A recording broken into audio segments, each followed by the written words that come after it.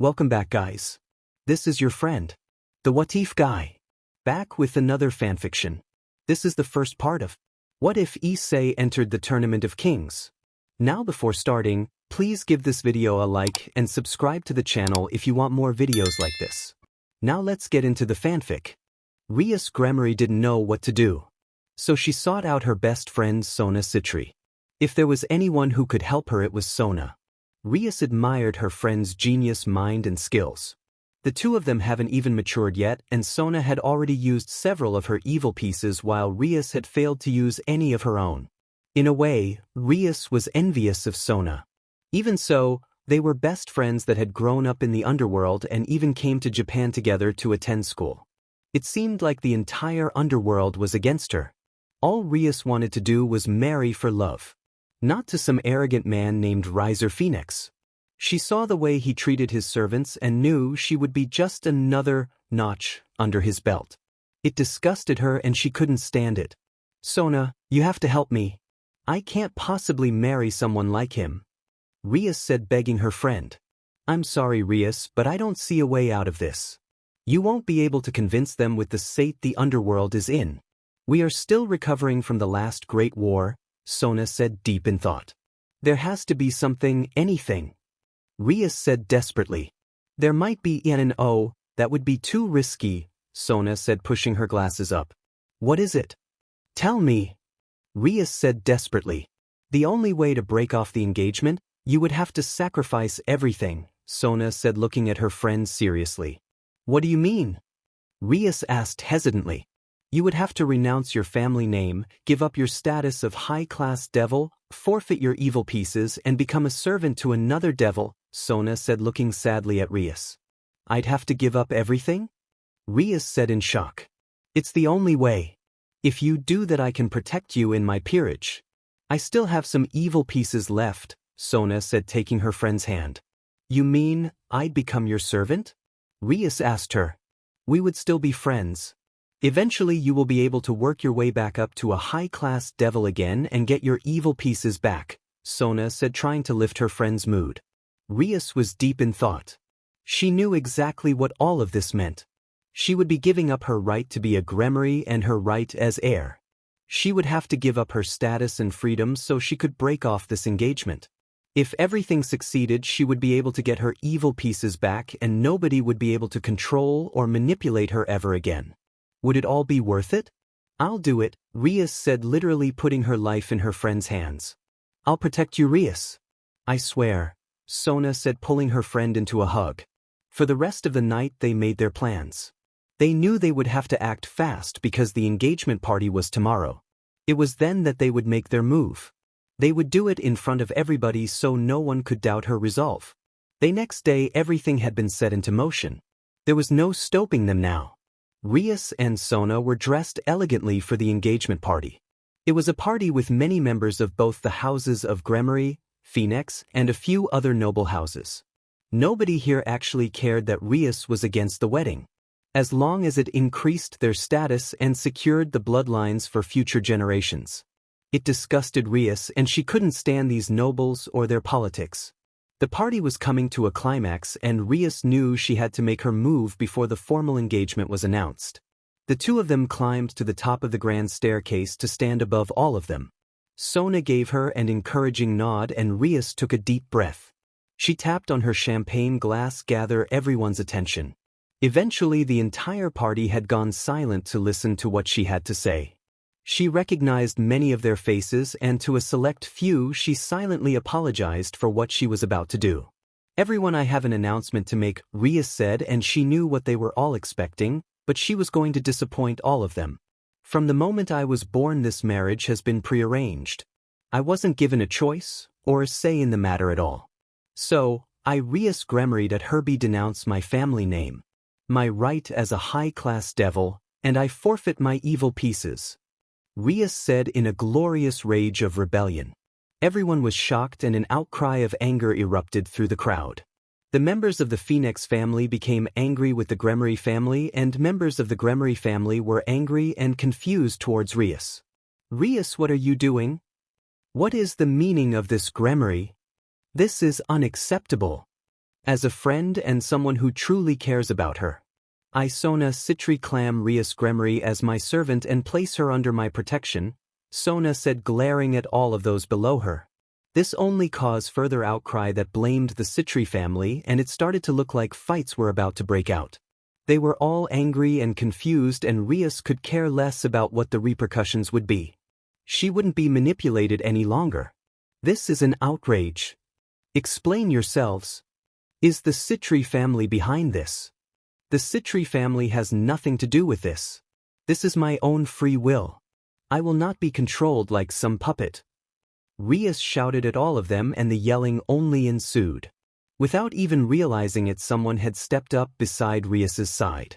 She looked up at him in shock as her brother, the Mao, placed a hand on her shoulder and raised his other to quiet the crowd. Rias could only wonder what he was planning, and Sona shrunk away from his presence. Soon the crowd quieted down to listen to what he had to say. My dear sister has renounced her family name and her status. There is nothing we can do about that, Surzek said, causing another outcry amongst the crowd, but he raised his hand to quiet them again. Even so, we cannot allow the bloodlines to die off, and it is imperative that we do not fight amongst ourselves, Surzek told them seriously. So I propose to have a tournament among the young generation of devils for the right to clam Rias Gremory. It should be quite entertaining, Surzek said suavely, intriguing more than a few of them. Before Rias could even start arguing with her brother, she was pulled away by his wife Grafia. No matter how hard she struggled, she couldn't get out of her fierce grip. Let me go. Why is my brother interfering?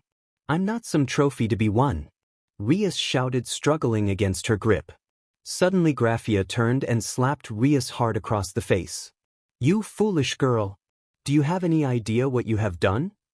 You could have very well sparked a war in the underworld. That's why he had to step in. Because of your selfish actions. Grafia said angrily. You would never understand. You and Surzek love each other. Maybe you should consider how I feel. Rias said with tears running down her cheeks. Grafia recoiled in shock and in shame. Slowly she brought the crying Rias into her arms and held her tight. I'm sorry for hitting you, but me and Surzek do care about you, but he is a Mao with an enormous responsibility. He is doing everything he can to make sure you are happy, Grafia said, holding Rias as she cried. For the next 3 days Rias waited. News about the tournament spread throughout the underworld and was being made into a grand spectacle. She was nothing more than just a prize, and she couldn't do anything about it since she gave up her status. The worst part about all of it was that she was being kept in the dark. All she knew was that the tournament would start tomorrow. Rias was deep in thought and was frustrated with the world when Sona came to see her. Sona, what are you doing here? What's going on? Rias asked, hoping her friend could fill her in. I'm sorry, Rias. I didn't expect this to happen. I knew there would be repercussions, but not this, Sona told her. It's okay, just tell me what's going on, Rias told her. The entire underworld is talking about it. It has become a lot more than just winning you as a servant.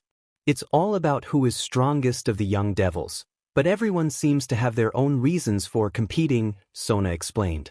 What? How many people are competing in the tournament? Rias asked. I don't know. The tournament is practically going to be an all-out war. The last king standing wins. All of their servants will be competing also.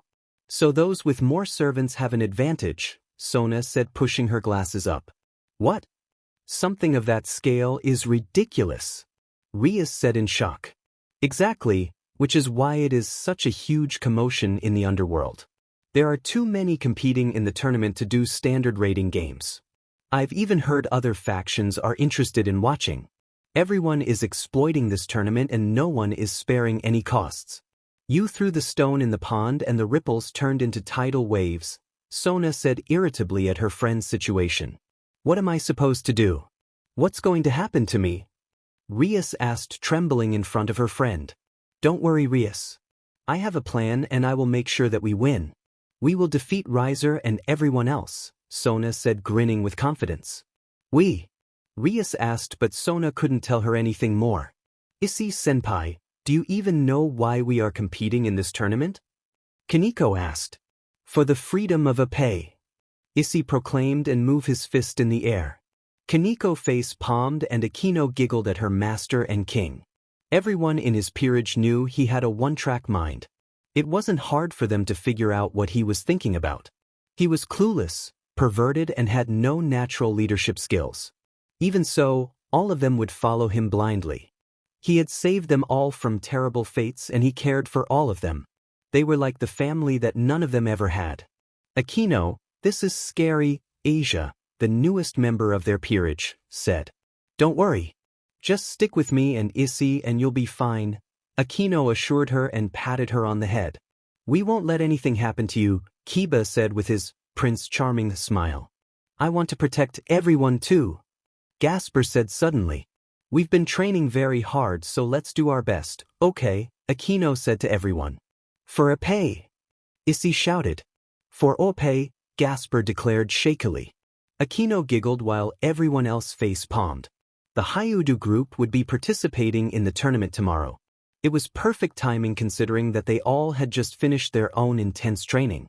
The only strange part of all of it was where they got the invitation from, but considering how many others got invitations they weren't too worried about it. While every other team that was participating was making their plans, the Hyoudou group did what they usually did and goofed off. The next day Sona and her peerage waited in their war room for the tournament to start. They had made all of their preparations and her strategy was foolproof. It was basically a battle of stamina. Whoever lasted the longest would win. Sona's group wasn't the most powerful, but she didn't need strength to win. Even if she did fail, she had a backup plan. A giant magic circle appeared in the center of the room and they knew it was time. They all stepped into the circle, Saji being the last one to step in. The magic engulfed them and transported them to the massive arena. The arena was a bowl-shaped valley and a thick forest in the center. Sona was very pleased with the environment. Tsubaki, Saji start laying the traps. Everyone else. Sona commanded but was interrupted by a huge explosion. The Citri group watched as a massive blast of energy soared from one end of the arena to the other, destroying everything in its way. It hit the edge of the barrier and engulfed one of the mountains. The barrier shimmered slightly before it returned back to normal. Teams 12, 17, 22, 27, 29 and 32 retired, the moderator announced to everyone in the arena. What the hell was that? Saji asked almost shaking. Sona was just as surprised as the others. A massive blast like that would require a lot of power. If someone like that were to get in her way it would ruin her plans. As far as Sona knew most of the other competitors weren't very powerful or skilled. I didn't know someone that powerful would be in the arena, Sona muttered to herself very concerned. At first the only one she was concerned about beating was Riser. Now another strong opponent had shown himself. How foolish. He just made himself a target and I bet that took a lot of energy, Tsubaki stated. We will stick to the plan. Hopefully he will defeat more teams and wear himself down, Sona said smiling, considering it would make it easier if everyone's focus were distracted from them. So we wait and pick them off one by one, Tsubaki concluded. Rias was at least allowed to watch the tournament as long as she behaved. She was in one of the VIP boxes with her brother and Grafia. The crowd that had gathered was enormous and the tournament was being broadcasted throughout the Underworld and more than a few other realms. It was a tournament where everyone put aside their differences to watch the young devils practically kill each other. Though no lives would actually be lost. Rias looked over to her brother, who was unexpectedly calm and she had no choice but to put her faith in him and Sona. She then turned her attention back towards the center of the stadium where the announcer stood. Ladies and gentlemen, gods and goddesses. Welcome, the Tournament of Kings. The announcer's voice boomed throughout the stadium and the crowd roared. The tournament is simple. The last king standing wins. We have 42 teams competing of various devils with a wide range of powers, abilities and skills. The winner will win the hand of this fair maiden, the announcer said, motioning towards a large image of Rias that appeared. Rias looked down indignantly and in shock as her 3D image did an embarrassing pose. The crowd cheered and only made Rias angrier. The winner will also win a sizable fortune and not to mention the prestige, honor and the title King of Kings, the announcer continued. What a shallow tournament, Rias commented dryly. I think it's pretty exciting. Surzek said grinning. Now let's go to some of the contestants that we interviewed only moments ago, the announcer said, and the screen in the middle of the arena changed. Riser-sama, you are favored to win and were originally engaged to Rias Gremory. How do you feel about this tournament? The announcer asked. Wife or servant, it doesn't matter. She will be mine and no ridiculous tournament is going to prevent that, Riser said arrogantly, causing Rias to shake in anger. The screen changed to a new contestant. Saragbale, you are rumored to be the strongest of the new generation of devils. What do you have to say about the tournament? The announcer asked, holding the microphone up. This tournament was created because of the corruption and greed of others. I will win this tournament and I will right the wrongs, Sarorg said, and the screen changed again before he could say anything else. Sona Citri, you are Rias's best friend and was there when the tournament was declared. What is your opinion? He asked her. This tournament is despicable. Rias Gremory was forced into a loveless engagement, so she renounced her family and status. Even after all that, they wouldn't let her go free and created this tournament enslave her to their politics and greed. The Gremorys, the Phoenixes and everyone else involved should be ashamed. I will win this tournament for my friend, Sona Citri said angrily. Your friend sure is harsh, Surzek said nervously. Do they want to start a riot? Grafia said sternly. It's only the truth, Rias said dryly. We've tried to get an interview with Rias herself, but unfortunately we were denied, the announcer said sadly. Let's go to some of the other contestants, the announcer said, and the screen changed once again. Rias looked at the screen with a slight interest with the odd assortment of devils. The king looked completely ordinary, but had a Nicomeda, a priestess, a nun, a Damfer, and a Prince Charming. They all look so cute, Rias muttered to herself. Excuse me, sir. You were the last team to enter the tournament. May I ask what is your reason for competing? The announcer asked him, as energetic as the last interviews. Their king turned to look in the camera and he smiled broadly. For Oppai, of course, he said, causing half the audience to fall over in shock. His own servants face palmed and covered their faces in embarrassment. What is that supposed to mean? Rias said, slightly embarrassed and instinctively covering her own bias. Sorry about that, folks. That was the wrong footage. The announcer apologized and laughed nervously. I've just got word. The King of Kings tournament is about to start. Almost the entire Underworld is focused on this massive free-for-all battle. Are you ready for the biggest arena battle in history? I hope you are all ready for the battle to win this maiden's heart. Now let the tournament begin. Right after this commercial break, the announcer said, and this time everyone in the audience deadpanned. Levi Tan here. Try my new magical girl marshmallow cereal. Issei was waiting in his assigned war room with all of his servants. He was playing cards with Kiba and Gasper. Kaneko was sitting on the couch sipping her tea while Akino was comforting a nervous Asia. When the magic circle appeared, everyone put down what they were doing and stepped into the circle. Era, looks like it is time, Akino said. Everyone make sure to stick together, Kiba said, and they all nodded. Issei senpai, if you use any of those techniques I will never forgive you, Kaneko told him bluntly, and Issei nervously laughed it off. Right? Let's show everyone how strong we have become, Issei declared as they were transported to the arena. All of the teams were transported to random locations inside the massive arena. The Hyoudou was just unlucky enough to be transported right beside another group. As soon as the other group noticed them, they charged Issei and the others. Issei instinctively jumped in front of Asia and the others, raising his arm. Boost, boost, boost, boost, boost, boost, boost. Dragon shot. Issei cried as he charged his gauntlet. The entire team was eliminated immediately and his dragon shot carved a crater all the way through the arena. Teams 12, 17, 22, 27, 29 and 32 retired, the moderator announced to everyone in the arena. I think that was a little overkill, Issei, Kiba said and laughed nervously. Era, Issei sure knows how to make an entrance, Akino said and giggled. I think I put too much into that one, Issei said, breathing heavily, and fell to one knee. Issei senpai should think before he acts. All he did was draw attention to ourselves, Kaneko said bluntly. She's right, Issei. This tournament could last days or even weeks.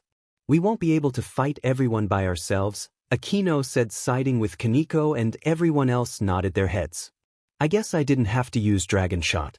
I overreacted when they were about to hurt Asia, Issei said, apologizing. Asia can protect herself. Especially now that she can summon him, Kaneko stated again. So now what? Gasper asked, instinctively looking for a box to hide in. We free the Oppai, Issei said and strutted forward. They all followed their fearless leader. Some of them were nervous while others were amused. Without any strategy at all, the Hyoudou group hadn't realized that they had drawn more attention than just the other contestants. Everyone in the Underworld and all of those watching from far away had turned their attention towards them. In less than 10 seconds from the start of the tournament, they had single-handedly wiped out 6 other teams instantly.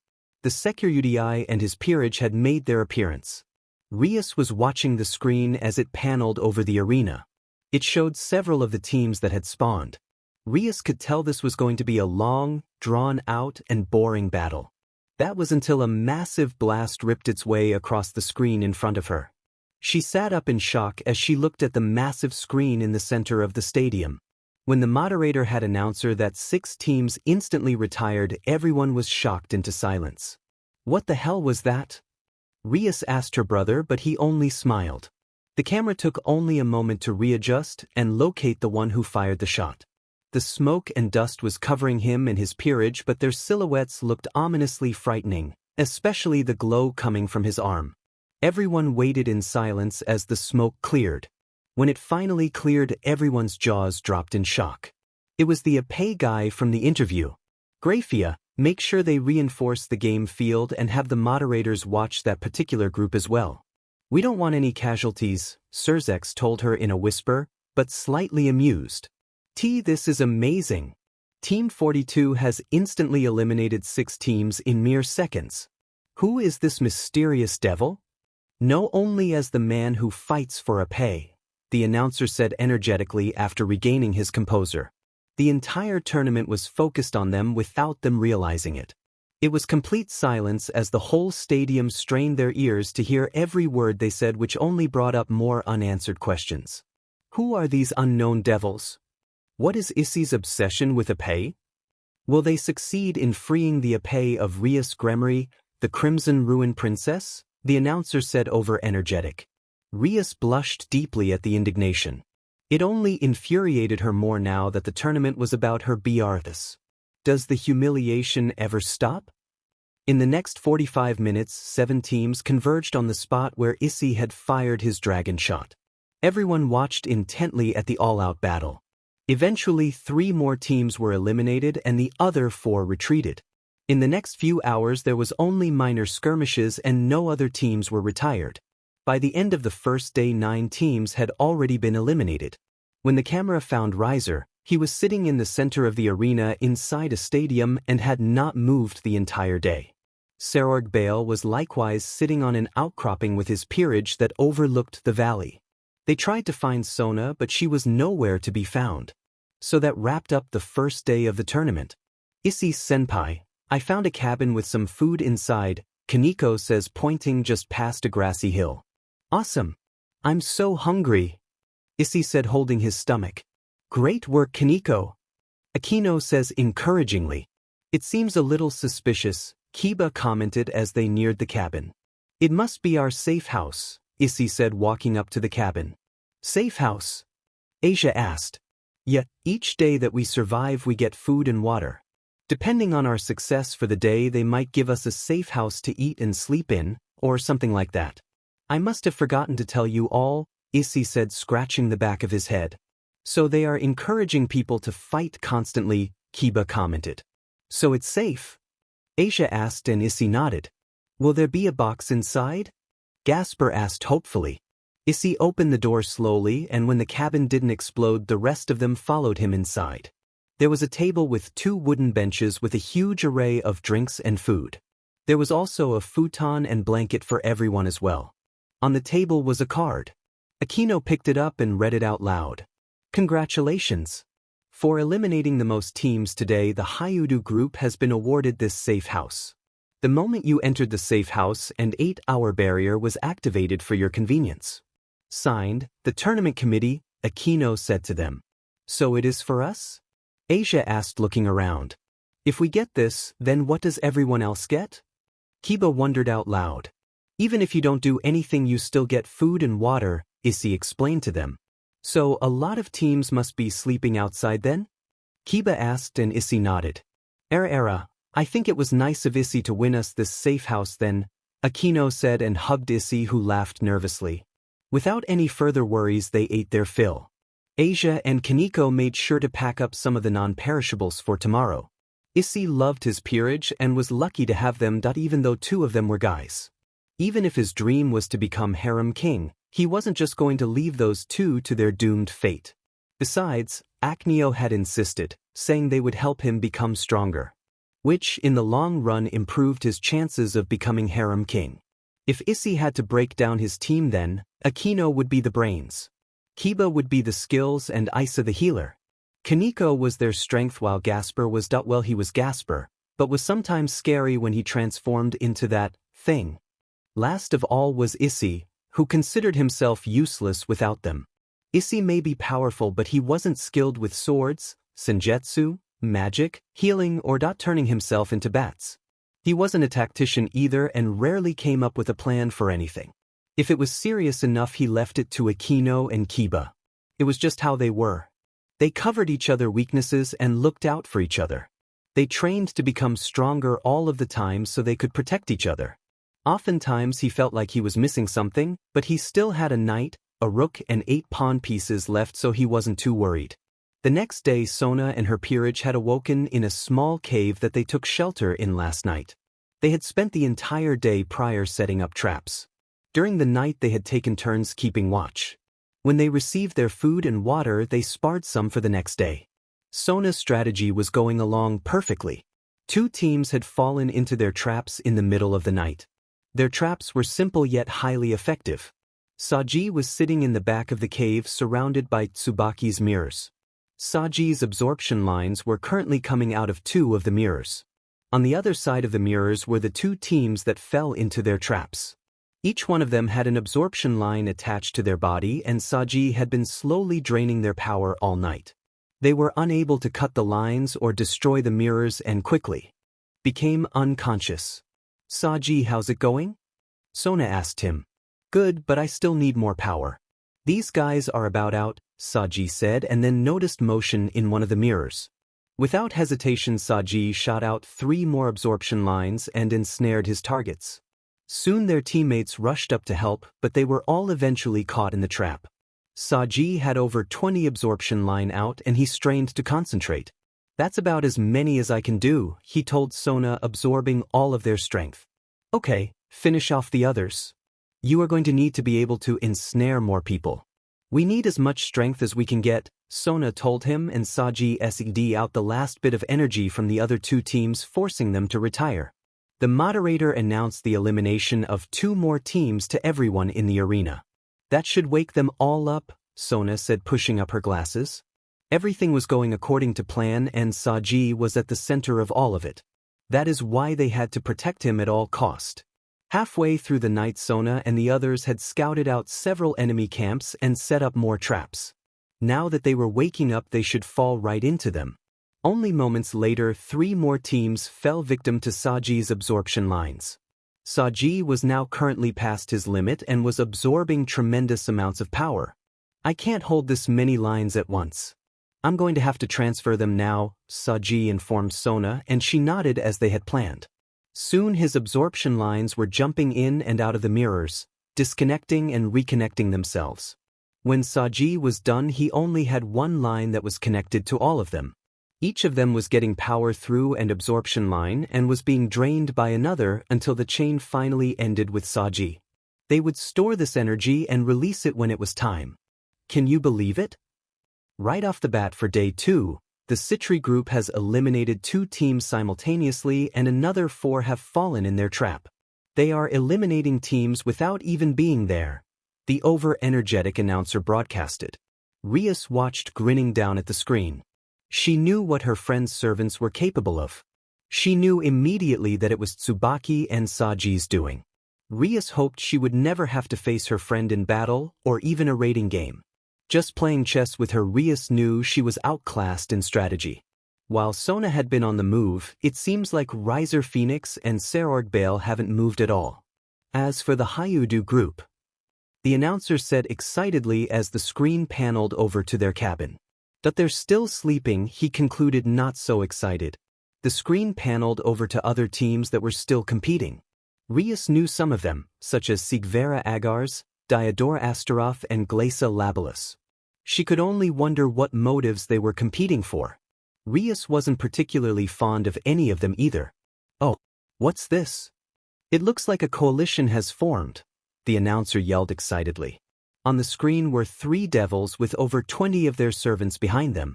The camera paneled out and it showed the large group heading straight for the cabin the Hyoudou was sleeping in. "What's this? The Hyoudou group is going to get ambushed and their 8-hour protection barrier is long gone. Does the freedom of Oppai end here?" the announcer said as everyone watched the screen. "Why does he have to say that?" Rias said, standing up angrily. While the coalition was surrounding the cabin, the door opened up and a single figure stepped out. He was the blonde guy with the good looks in Issei's group. The stadium was quiet while they waited to see what happened next. "Excuse me, can you please come back later? My friends are still sleeping," he said, and the other devils laughed on the screen. Did he really expect that to work? Rias asked and rolled her eyes.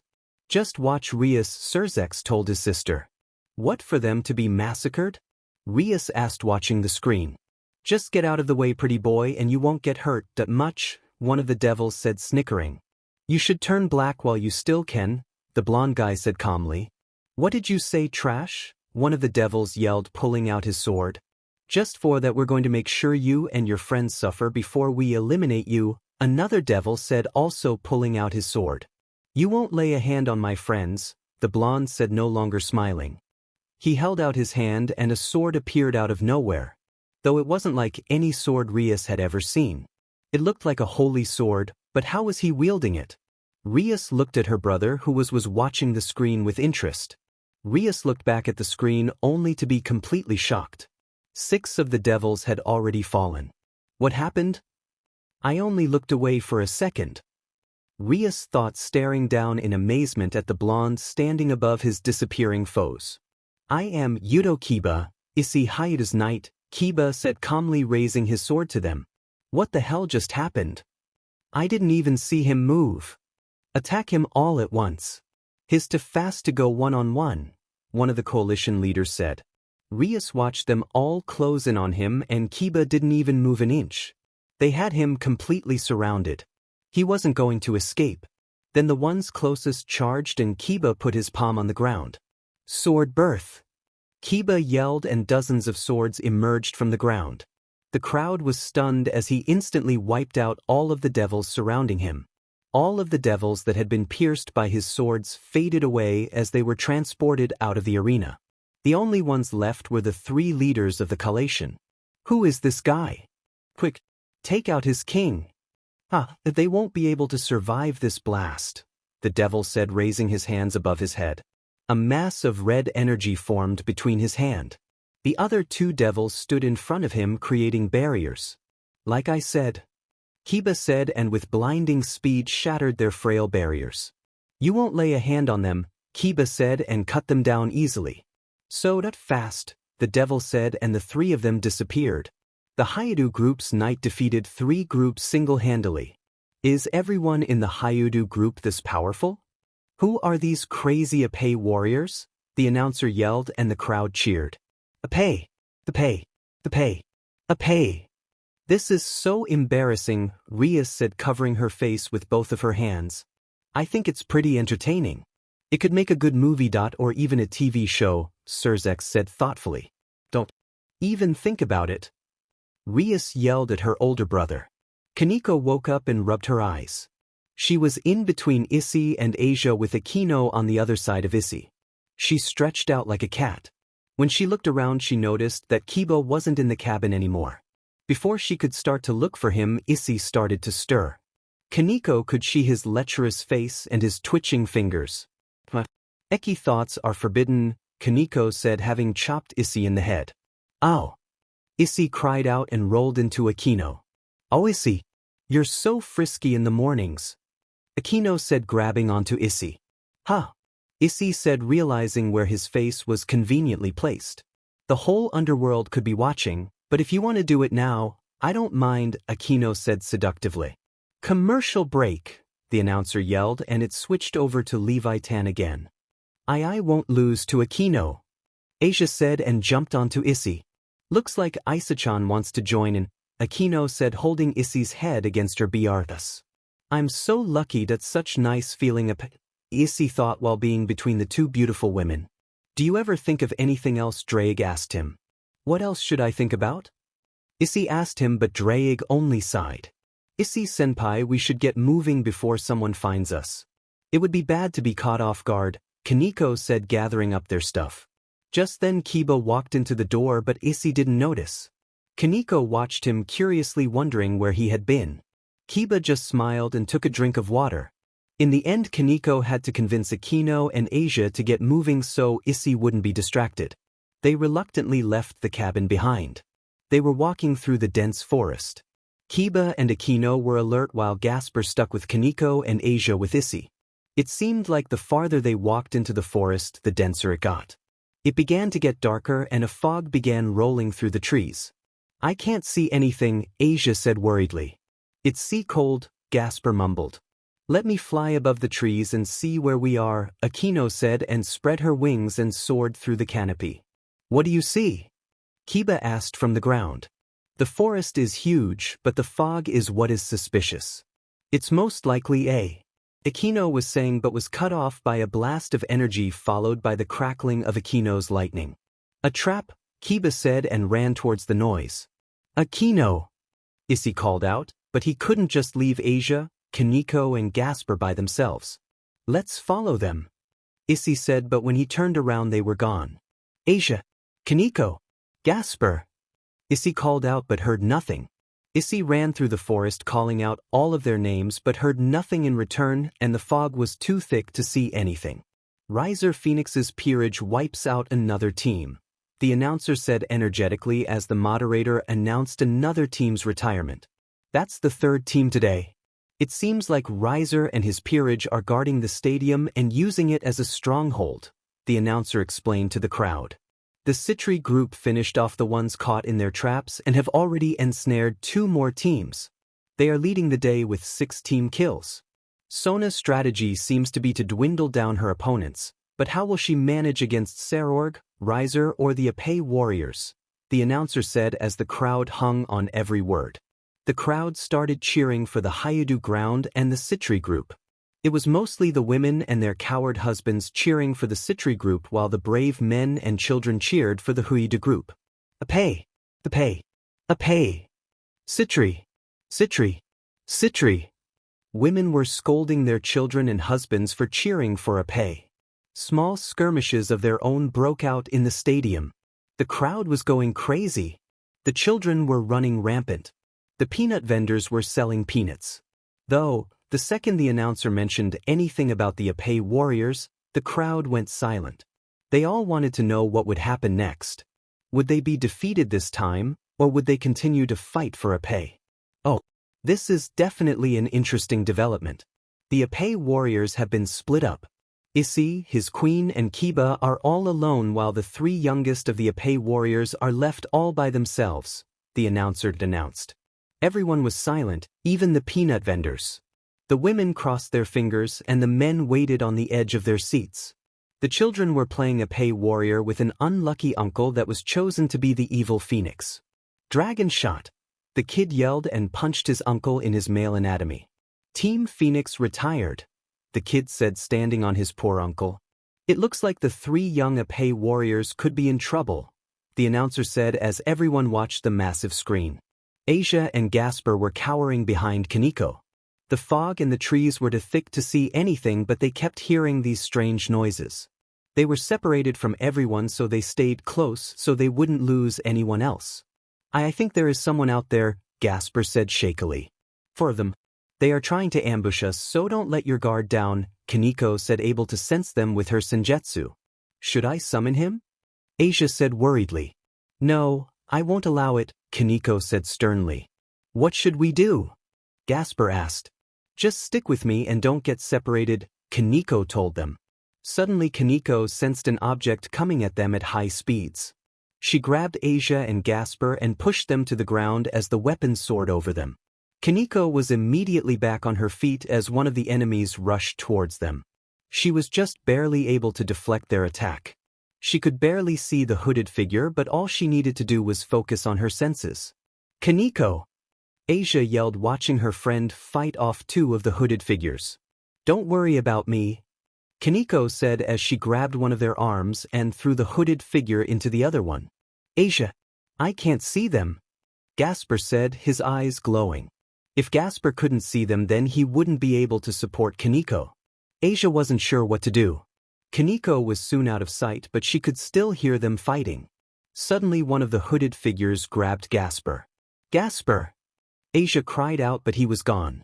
Asia began to get desperate. She wanted to help, but she wasn't skilled at fighting and could barely see anything. Gasper was gone and she was all by herself. Asia had to help her new friends. She wasn't going to let them down. I'm going to summon him, Asia cried out, hoping the others would her. No. The price is too high. Kaneko said, dealing a solid blow to one of the figures. Who is this creature the nun can summon? What is this terrible price she has to pay? Will it be able to defeat these hooded figures in the mist? The announcer said excitedly as ever. Asia was doing her summoning and Kaneko tried to stop her, but the hooded figures kept getting in her way. By the time she reached Asia, it was too late. Fafnir! I summon you! Asia cried out and a golden magic circle appeared and out came a huge golden dragon. Fafnir? The Dragon King? The announcer said, just as surprised as everyone else in the stadium. But that's impossible. How does she have a contract with the Dragon King? Rias asked her older brother. Maybe she has an affinity with dragons? Surzek said, shrugging his shoulders. Treasure. Fafnir stated, simply bending down low to Asia. Everyone in the stadium watched intensely as Asia went through her bag to give Fafnir his treasure. Most people were still in shock that a giant golden dragon suddenly appeared. What could this treasure be to summon the assistance of a Dragon King? The announcer said, also watching the spectacle. Here, Fafnir, Asia said, holding something up. The treasure looks to be like an ordinary pair of panties, the announcer said, thinking it was some kind of joke. The entire stadium was once again floored when the Dragon King accepted the treasure as payment for his help. Asia and Kaneko got on his shoulders. Fafnir filled his lunges with air and the smell of the panties. Then he let it out in a huge torrent of flames, burning away all of the trees and mist around them. At least a third of the forest was turned to ash. Though Kaneko no longer sensed the hooded figures, the rest of the team hadn't been retired, which meant that their king and possibly others were still out there. What's such destructive power from the Dragon King? With that kind of power, the Panty Princess is truly terrifying. Don't be fooled. These little Oppai warriors are powerful, the announcer broadcasted. Let's see what's in store for the rest of the Hyoudou group right after this quick break, the announcer said, taking a break while the screen flashed to a commercial. Are you feeling lonely? The commercial said. Yes, Rias muttered. Is life stressing you out? The commercial asked. Yes, Rias stressed. Feel like the whole underworld is against you? The commercial asked. Yes, Rias said, looking around wondering if the commercial was talking to her. Then come on down and try one of our new Oppai cones, the commercial said, showing their new product. What the hell is this? Rias said, standing up in disbelief. Try our new Oppai cones and let it take away all of your stress. Choose from the Asia, Akino or Rias-sized Oppai cones. We also have the kids-size Kaneko cones. One size and one flavor not enough? Try them all. We have Oppai cones for everyone, the commercial said, showing all the different sizes and flavors. This can't be happening. I can never show my face in public again, Rias said, falling to her knees in defeat. You should try one. They really are good, Surzek said, eating his Oppai cone. Mine came with a cherry on top, Grafia said, eating hers happily. Akino, Asia, Kaneko, Kiba, Gasper. Issei called out but heard nothing in the dense fog. Issei stumbled through the forest looking for his peerage. It was a while before he realized that he had been going in circles. He noticed that he had passed the same tree for the 4th time. Issei couldn't tell what was out there and he couldn't find his way out either. It was only when he tripped on a branch that he realized he was being watched. He could hear laughter coming out of the fog from all around him. Issei stood up quickly. "Who's there?" Issei asked simply. "A flock isn't any good without its shepherd," the voice said, coming from all around him. "Huh?" Issei asked. "An army without its leader will fail," the voice in the fog said. "What?" Issei said, totally confused, and the voice sighed. "Simpletons should just die," the voice said irritably. "Hey!" Issei said indignantly. Suddenly something soared through the air and cut deep into Issei's arm. He quickly raised his other arm to fire a dragon shot, but lowered it thinking he could accidentally hit one of his own. The voices in the fog laughed again and Issei was getting frustrated. They were fast too and Issei couldn't lay a finger on them. They darted around him, scoring small blows against his body. They laughed the entire time as if they were playing with him. Kiba had run quickly towards Akino but found himself lost in the fog. He quickly realized that there was more to it than there appeared. Even if he ran a straight line, he found himself back to where he started. It was a prison without any bars and kept you running in circles. Kiba also noticed the fog was dulling his senses, making him slower and vulnerable. He needed to find a way out of here quickly, or eliminate the one causing the fog. After he had passed a tree he had marked, for the 3rd time he stopped to try and think of a way out of this. Kiba closed his eyes to try and focus his senses. His eyesight was useless in the fog, but he still had his other senses. Everything about this situation seemed wrong. The air was dry even though it was foggy. There was an unusual pressure surrounding him that he hadn't noticed before. He could smell something like flowers, but he hadn't seen any in this forest. There was a slight breeze, which meant that he was downwind. Kiba opened his eyes. He turned towards the direction that the smell of flowers was coming from. As he followed the scent, the direction of the breeze kept changing. Kiba assumed that this was the actual straight line he needed to go, instead of the one the illusion caused him to go.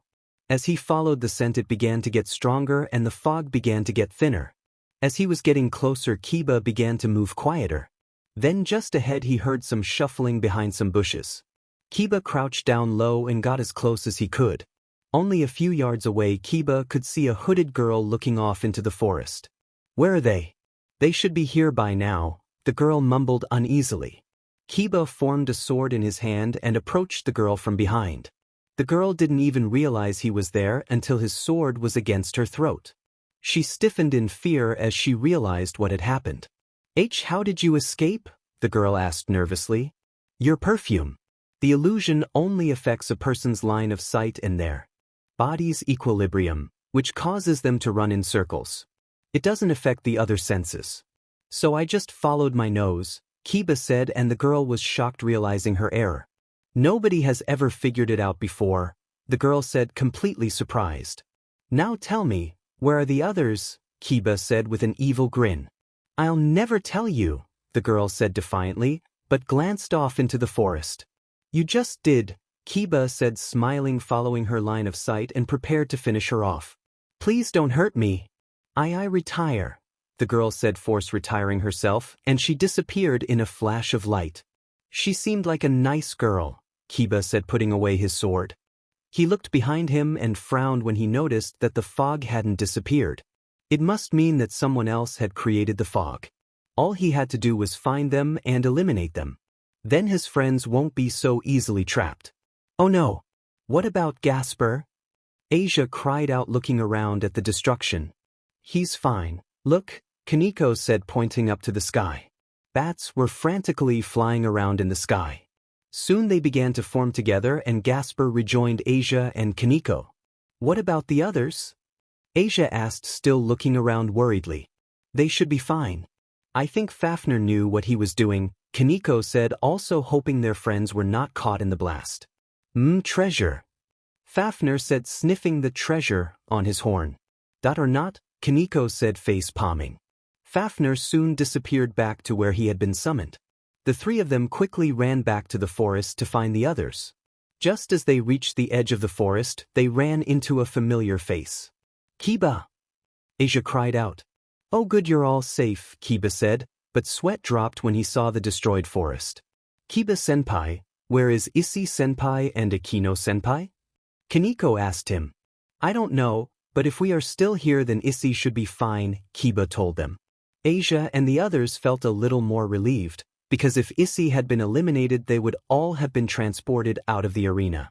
The only one they didn't know about was Akino. Amazing! Hyoudu's queen is raging a fierce battle in the air. Lightning versus fire. Oppai versus Oppai. Who will win? Both are very well developed and the men are calling for a battle of bust, the announcer said, gaining many cheers. What does that have to do with anything? Rias yelled angrily. Join us now for the Oppai cheering squad, the announcer said, motioning to the field. Cheering squad? Rias said, devastated. We love Oppai here. So come on and help us cheer. The cheerleaders cheered. Who is allowing this? Rias said, pointing down at them. Oppai, what do you love? Oppai. Oppai said again. Oppai. This is ridiculous. Rias said, flustered. Oppai. Oppai. Akino had been battling her opponent ruthlessly. The only problem was that she was never able to hit her opponent.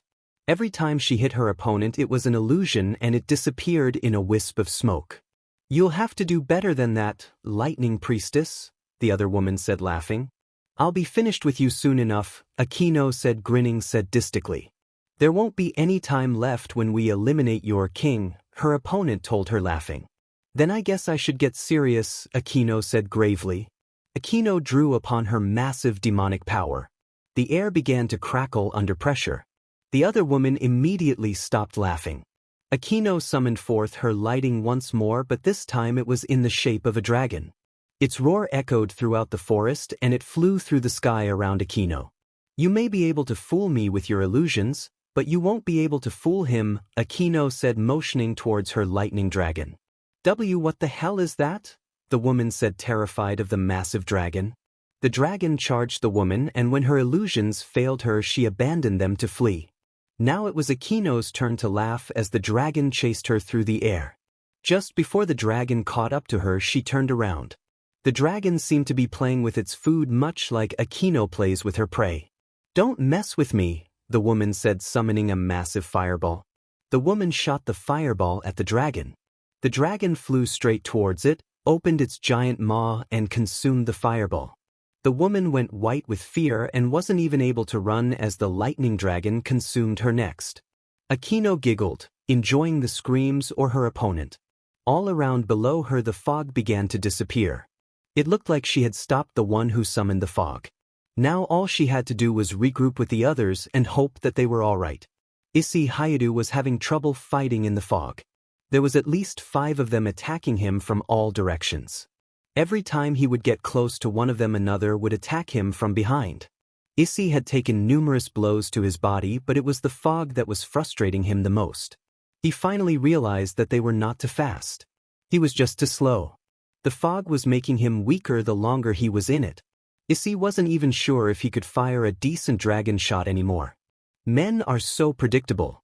We can see your every move, the voice said, and they all laughed from the fog. That was when Issei made a huge discovery. His face lit up and he grinned lecherously. You are all women. Issei said, victorious. Of course. Me and everyone in my peerage are women who despise men, their king said from in the fog. Issei laughed with a very lewd thought running through his head.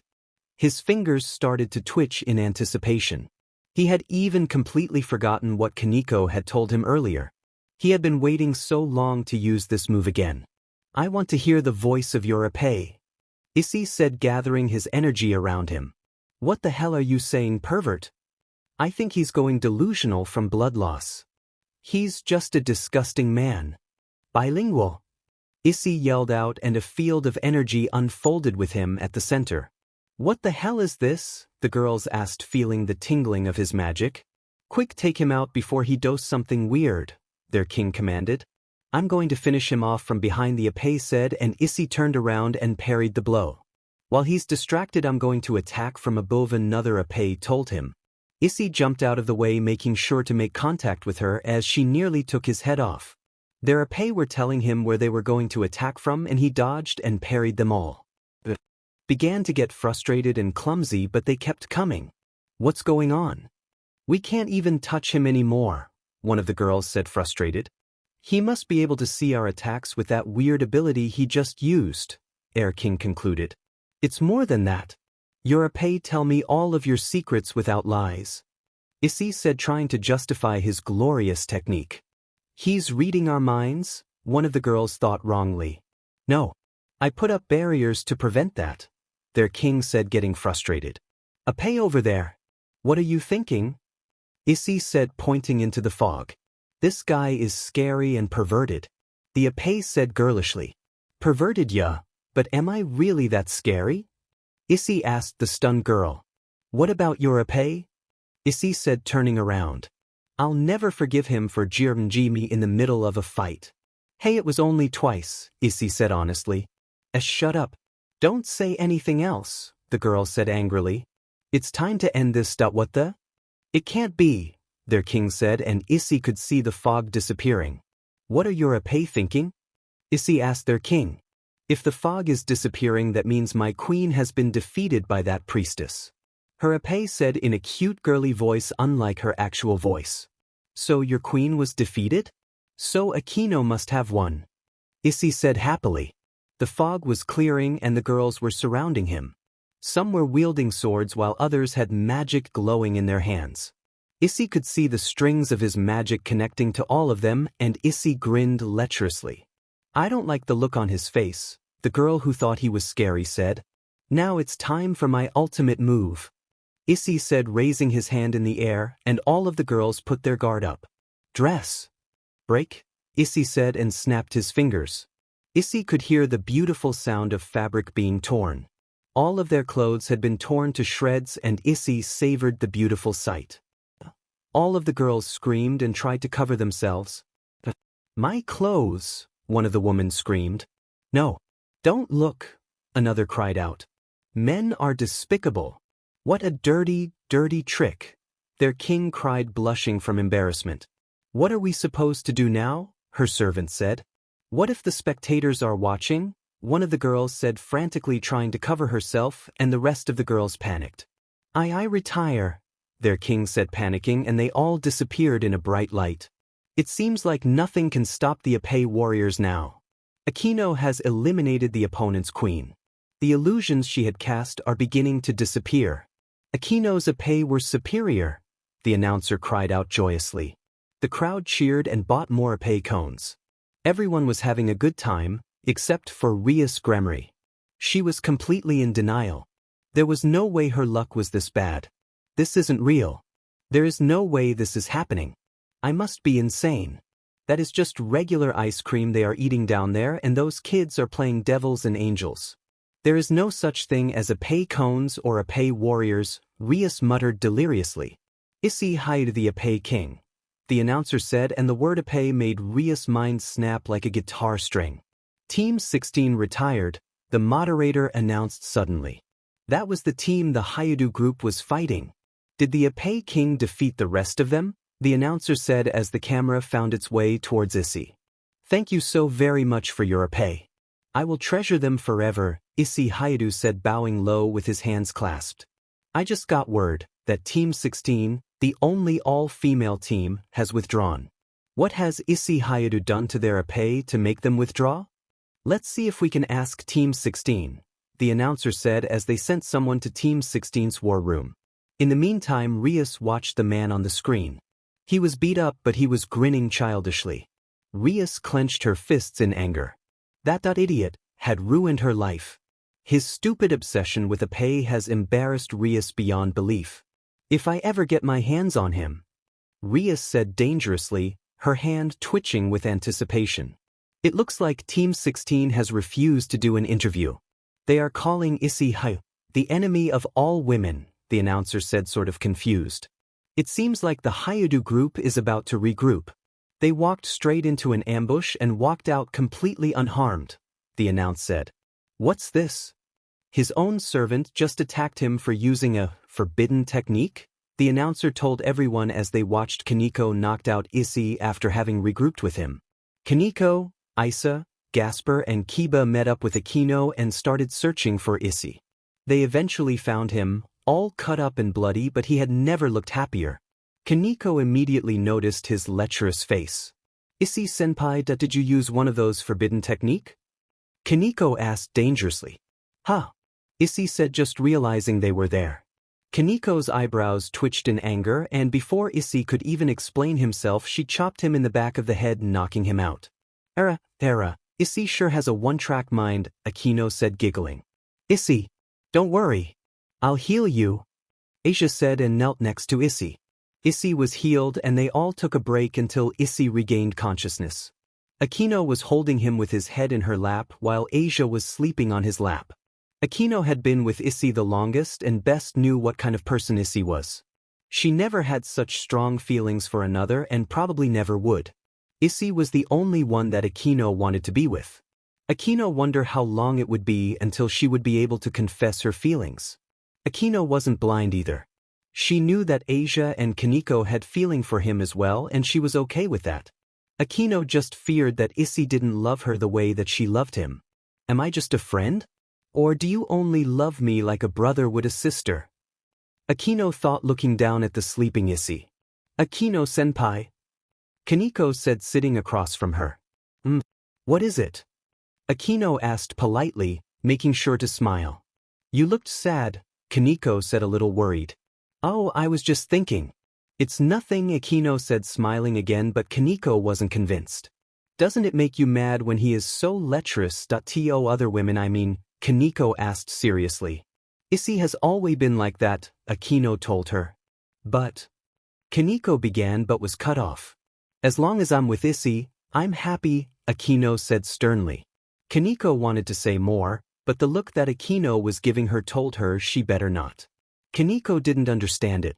Those two trusted each other more than anyone, but their relationship never moved her forward.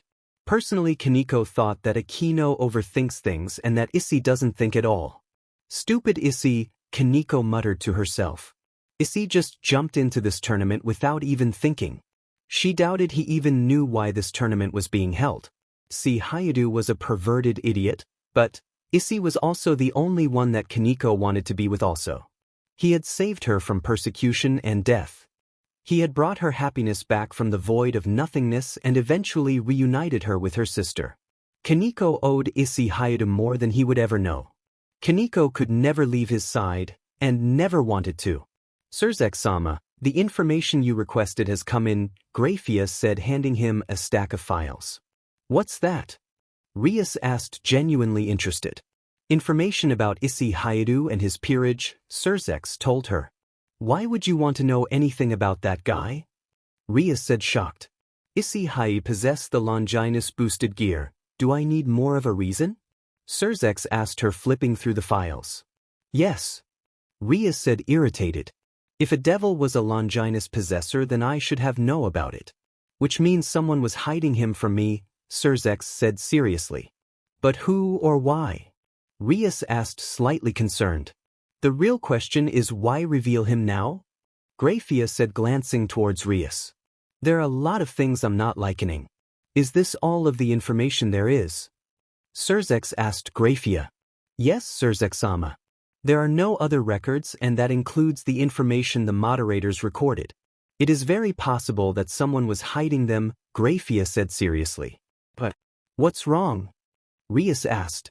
Well, for starters, the Nikomata and her sister are wanted for murdering their master, Surzek said, looking at Kaneko on the screen. That little girl? No way. Rias said in disbelief.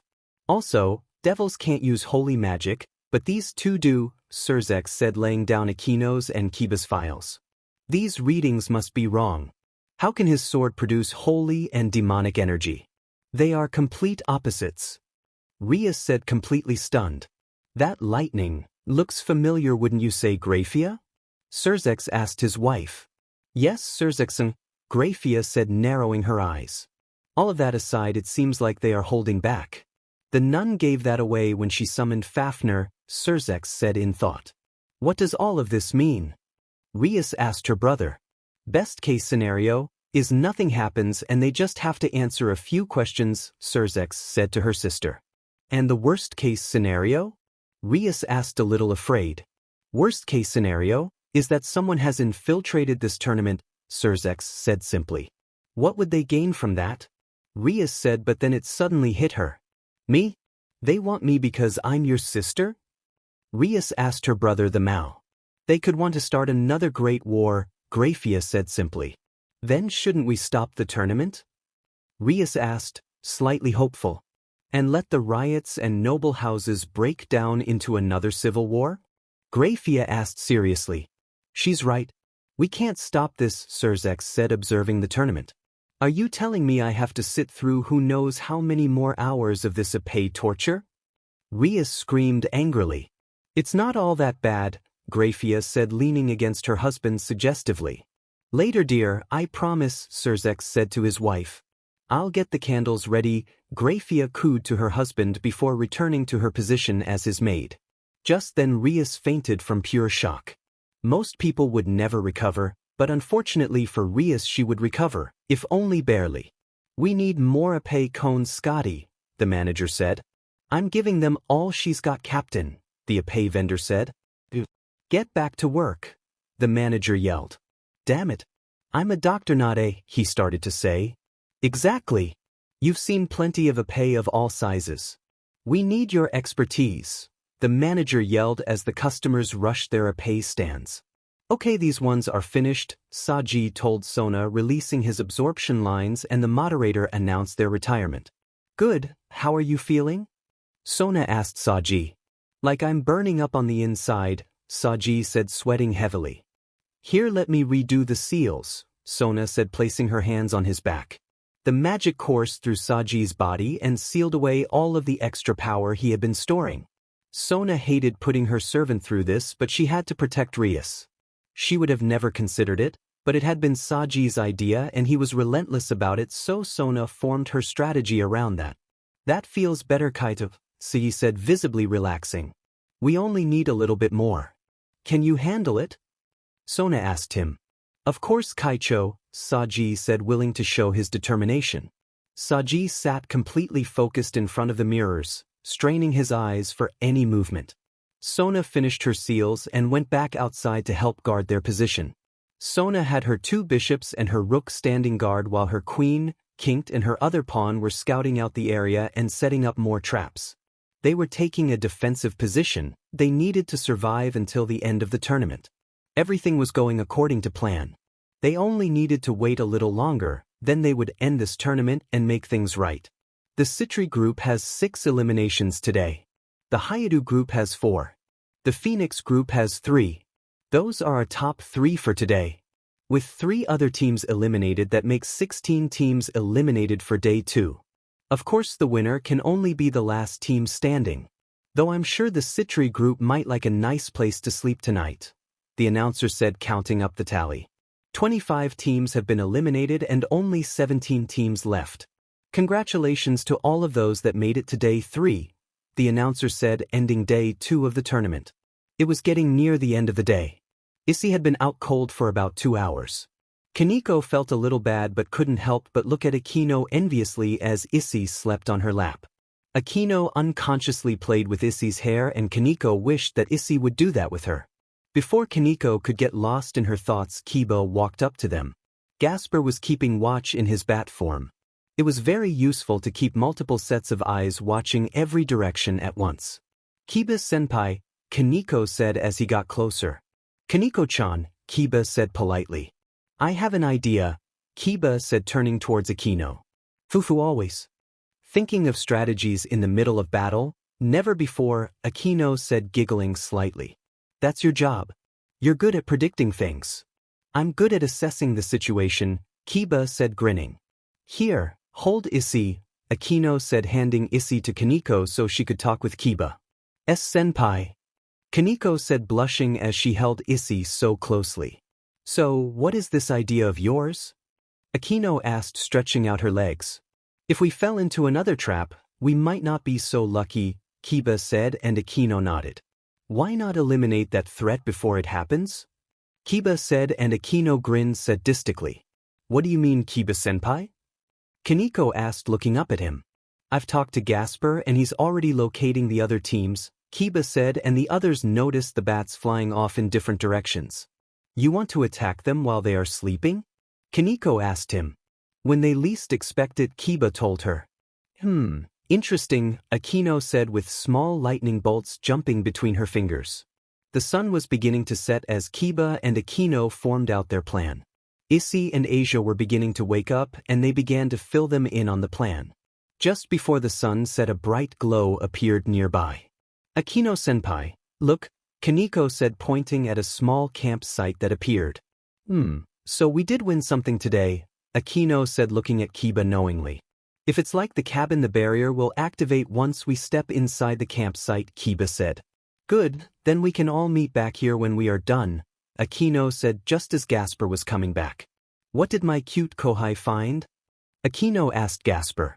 Sona Citri was standing outside looking out over the forest. Ominous storm clouds were forming off in the distance. Lighting crackled in the dark clouds. They slowly spread across the forest even though there was no wind. As far as Sona knew, there wasn't supposed to be any weather anomalies in Arena. It felt like a very bad omen to her. Issei, I think I see something, Asia said, tugging on his shirt. Shoo, we can't let them know we are here, Issei said, crouching low next to Asia. They could see Gasper's bats flying around in the dark. He was their lifeline that kept them all together. If someone was in trouble, Gasper would immediately let the others know. It definitely came in handy for situations like these. They were all spread pretty far apart. Asia and Issei in one group with Kaneko and Kiba in another. Akino was high overhead by herself only because Kiba and Kaneko were more useful on the ground. Asia was with Issei because of her twilight healing and he needed to be protected so the whole team wouldn't be eliminated. Issei and Asia watched the nearby team as they rested around a campfire. Devils had good vision at night, so they kept their distance. One was awake keeping watch while the others slept. He looked like he was on the verge of falling asleep too. Now what? Asia whispered quietly. We wait for the signal, Issei said, looking up at the storm clouds. Kiba-senpai, they are just up ahead, Kaneko said, sensing them. Good, we will need to get closer though, Kiba said, as both of them were close combat fighters. The two of them got as close as they could. The enemy didn't even have bedrolls and slept on the hard ground. 3 of them were awake and 6 others were sleeping nearby. The 3 that were awake tended to the fire and talked quietly to themselves. Kiba motioned to Kaneko that he was going to get around behind them, and Kaneko nodded. They were going to ambush the enemy and hopefully take out the king first. All they needed to do was wait for the signal. Akino was flying high above the forest. She had been gathering and focusing all of her energy for a single strike. Akino's energy was pulsating through the air and the storm clouds swirled around her. Her preparation was almost complete and Gasper had already given her the signal that the others were ready. Far below her she could see the light of the enemy's campfire. They had not noticed her at all or that the storm clouds centered right above them. How foolish, Akino said, grinning evilly. Akino raised her hand above her head, summoning her holy lighting that was deadly to devils. It began to spark across the sky, lighting up the valley. Akino's fingers twitched with anticipation. I will remove any threat to my Issei, Akino said as she casted down her lightning. The sky cracked and thundered as Akino's lightning crashed down into the devils below. Akino laughed maniacally as she eliminated her opponents one by one. They had no idea what was happening. One of them tried to raise a barrier but was shattered by a lightning bolt, then he was eliminated by another. There was only a brief scream before they were transferred out of the arena. Many of the trees and surrounding areas were set on fire and left an ominous glow against the storm clouds. Akino only saw one person left, running for his life. Every direction he headed, Akino cut him off with another lightning bolt. She was playing with him like a cat would a mouse. Then Akino saw a bright flash of light off to her right. She immediately recognized it as Issei's dragon shot. Then the moderator announced to the whole arena that a team had been eliminated. Then shortly after, another team had also been eliminated. I guess playtime is over, Akino said frowning. She created a much larger lightning bolt than before and struck down her last victim for the night. It was much louder and more ferocious than the last ones. It echoed throughout the entire arena, and then there was complete silence. Team 37 retired, the moderators said, leaving the arena in complete silence. Sona and Tsubaki were standing outside looking towards the storm clouds. The rest of the peerage were resting inside of the cave that the moderators had conveniently made their safe house. Something wasn't right and they could sense it. The clouds flickered as lightning coursed through them. Everything seemed to be deathly quiet and an eerie coldness swept through the valley. Then suddenly lightning began to rain down of the forest. Tsubaki sat up straighter and Sona pushed her glasses up. Lightning strike after lightning strike rained down, setting the forest afire. That's no ordinary lightning, Tsubaki commented seriously. It's very high-level magic, Sona said, looking slightly worried. Then suddenly a bright blast engulfed part of the forest a few miles to their left. Soon after, a team had been retired, waking up most of the arena. That's the same blast as before, Tsubaki said, worried about the size of the blast. The lightning had slowed down to a strike here and there. Then another team was retired, surprising Sona and Tsubaki. Then without warning, a massive lightning bolt struck the ground and they could feel the force of it as far away as they were. Team 37 retired, the moderators said, announcing the third team to be retired. 3 teams, one after another? Tsubaki wondered out loud. A coordinated strike, Sona said, narrowing her eyes. But they are miles away and we aren't allowed communication devices, Tsubaki said. There are other ways. The first lightning strike was probably the signal, Sona told her. What's going on? Yura, Sona's rook, asked, stepping out of the cave. Nothing, you should be resting, Sona said seriously. Kaicho! Momo, Sona's bishop, yelled, coming out of the cave. Mono, what's wrong?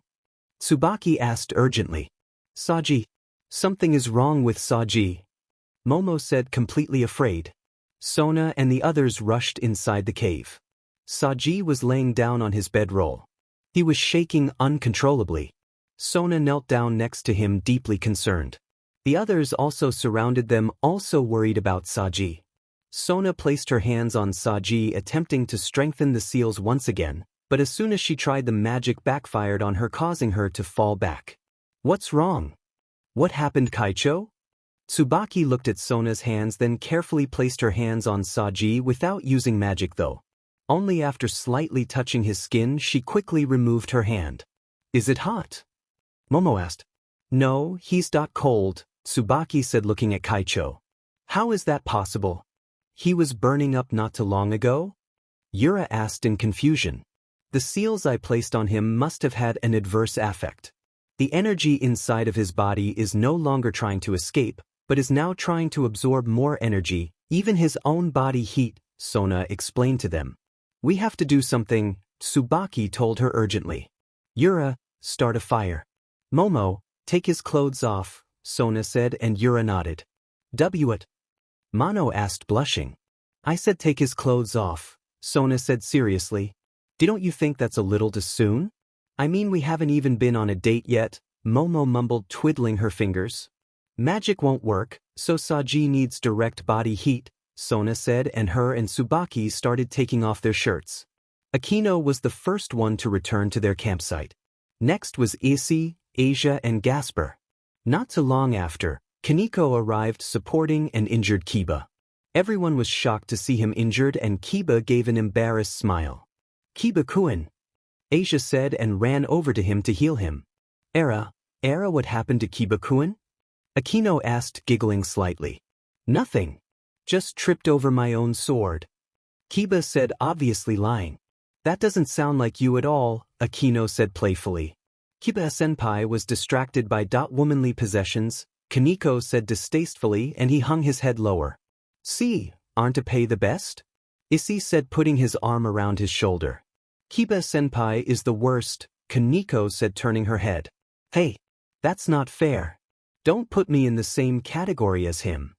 Kiba said, indignantly gesturing to Issei. So, what were they like? Issei asked, making Kiba groan in frustration. You're contagious. I wouldn't be surprised if the whole underworld catches a pay fever, Kiba told him. Is that true? Should I get checked out? Because I've got this weird rash, Drake said, suddenly worried. He's just joking. Besides, you don't even have a body, Issei reminded him. With you as my host, I can't ever expect anything normal. Drake cried out in frustration. I'm sorry, I'm not normal. Issei said, apologizing. I'm going back to sleep. 1 sheep, 2 Oppai, 3 sheep, for Oppai that I mean sheep. Oh no, it is contagious. Drake cried out in fear. Now that all of the other teams had been awoken in the middle of the night, none of them were able to sleep easily except for the Hyoudou group. Issei and the others all gathered around the campfire, laying down on their bedrolls. They all quickly fell asleep, having exerted a lot of energy during their night raid. Good morning, ladies and gentlemen, gods and goddesses. Welcome to another exciting day for the Tournament of Kings, the announcer said joyously, and the crowd roared. Grafia, why do I have to be here? Rias groaned tiredly. Aren't you interested in who your next master will be? Grafia asked her. I don't want to know, my life is already over, Rias whined in defeat. You are overreacting, Grafia said, brushing it aside. I'm having nightmares. Everything I look at looks like Oppai now. I think I'm going insane. Rias yelled, pulling out her hair. No need to shout, Grafia said. Odin. Odin, the Norse god of Valhalla. Do you know what he called me? She called me, the Crimson Oppai Princess. Rias said and started crying. Now, Odin is an important VIP.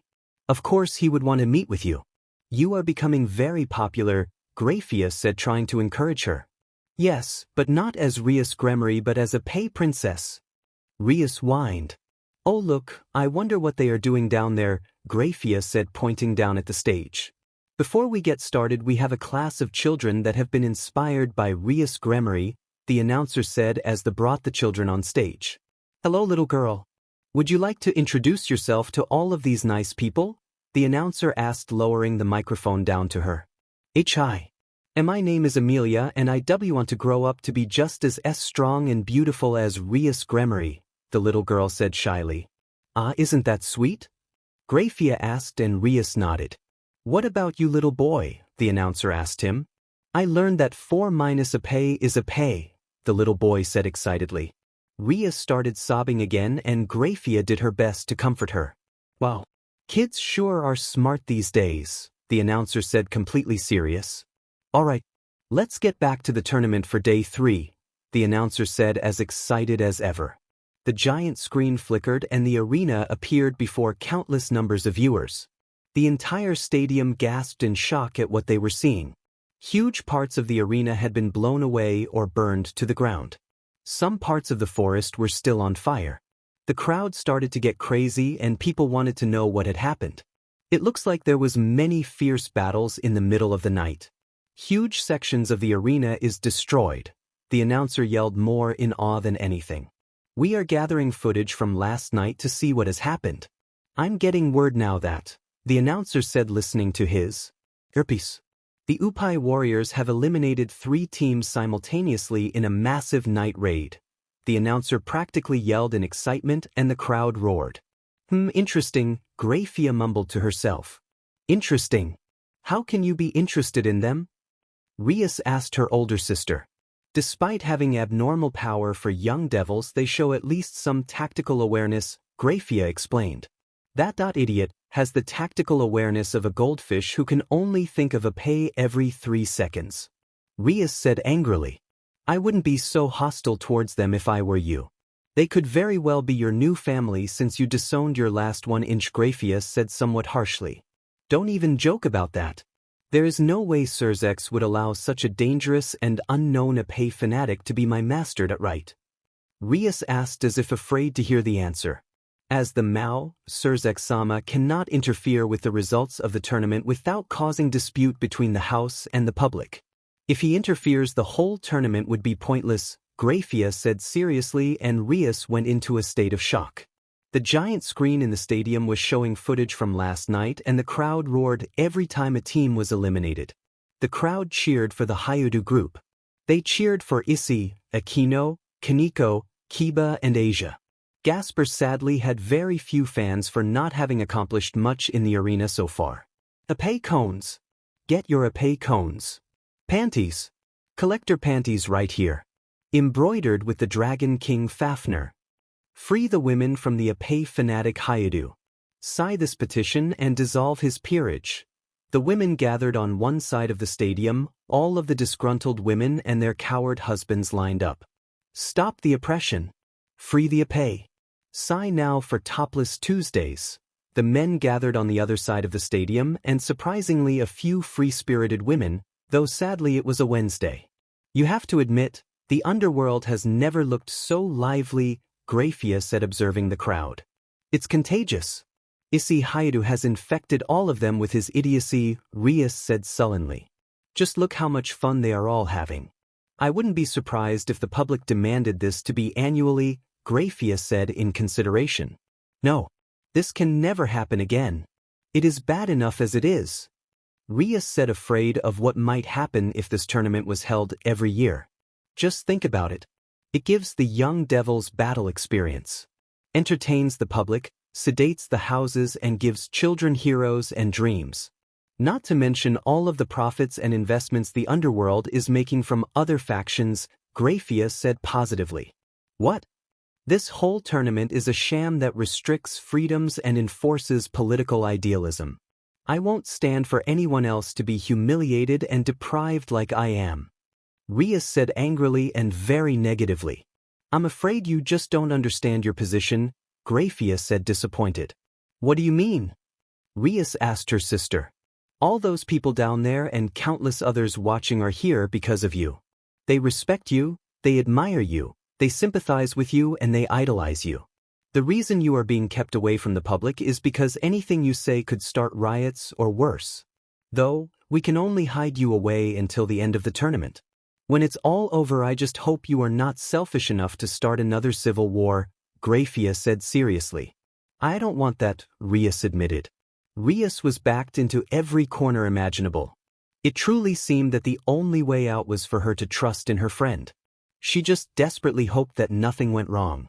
Isse Hyoudou was in heaven. Figuratively speaking. It didn't matter that he was laying on the most uncomfortable bedroll imaginable or that there was a small rock in his back. It didn't matter that he couldn't move his arms because they were numb, because there was a good reason for that. Aquino and Asia were each using his arms for pillows. Isse loved how cute they looked when they were sleeping.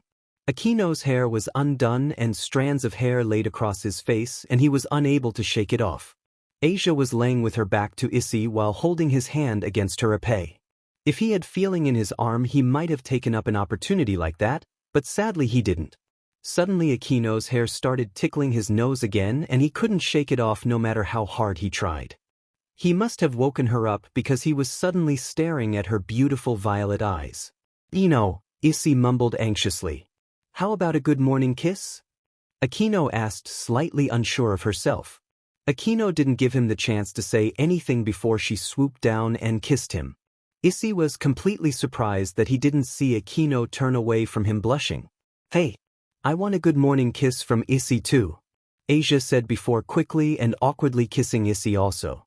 Soon Isse was left by himself as both women scurried away to hide their reddening faces. It took a while to get feeling back in his arms and even longer to come out of his daze. Everyone was getting ready to set for their third day in the tournament. Everything had been going smoothly so far. Though Isse and the others knew that things could go wrong at any minute.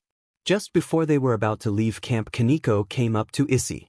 She had her hands clasped behind her back and was looking at her feet. Hey, is everything all right, Kaneko? Isse asked her and she nodded. Would Isse-senpai also like? Kaneko said shyly, mumbling the last part. What? I didn't hear you, Isse said looking at her concerned.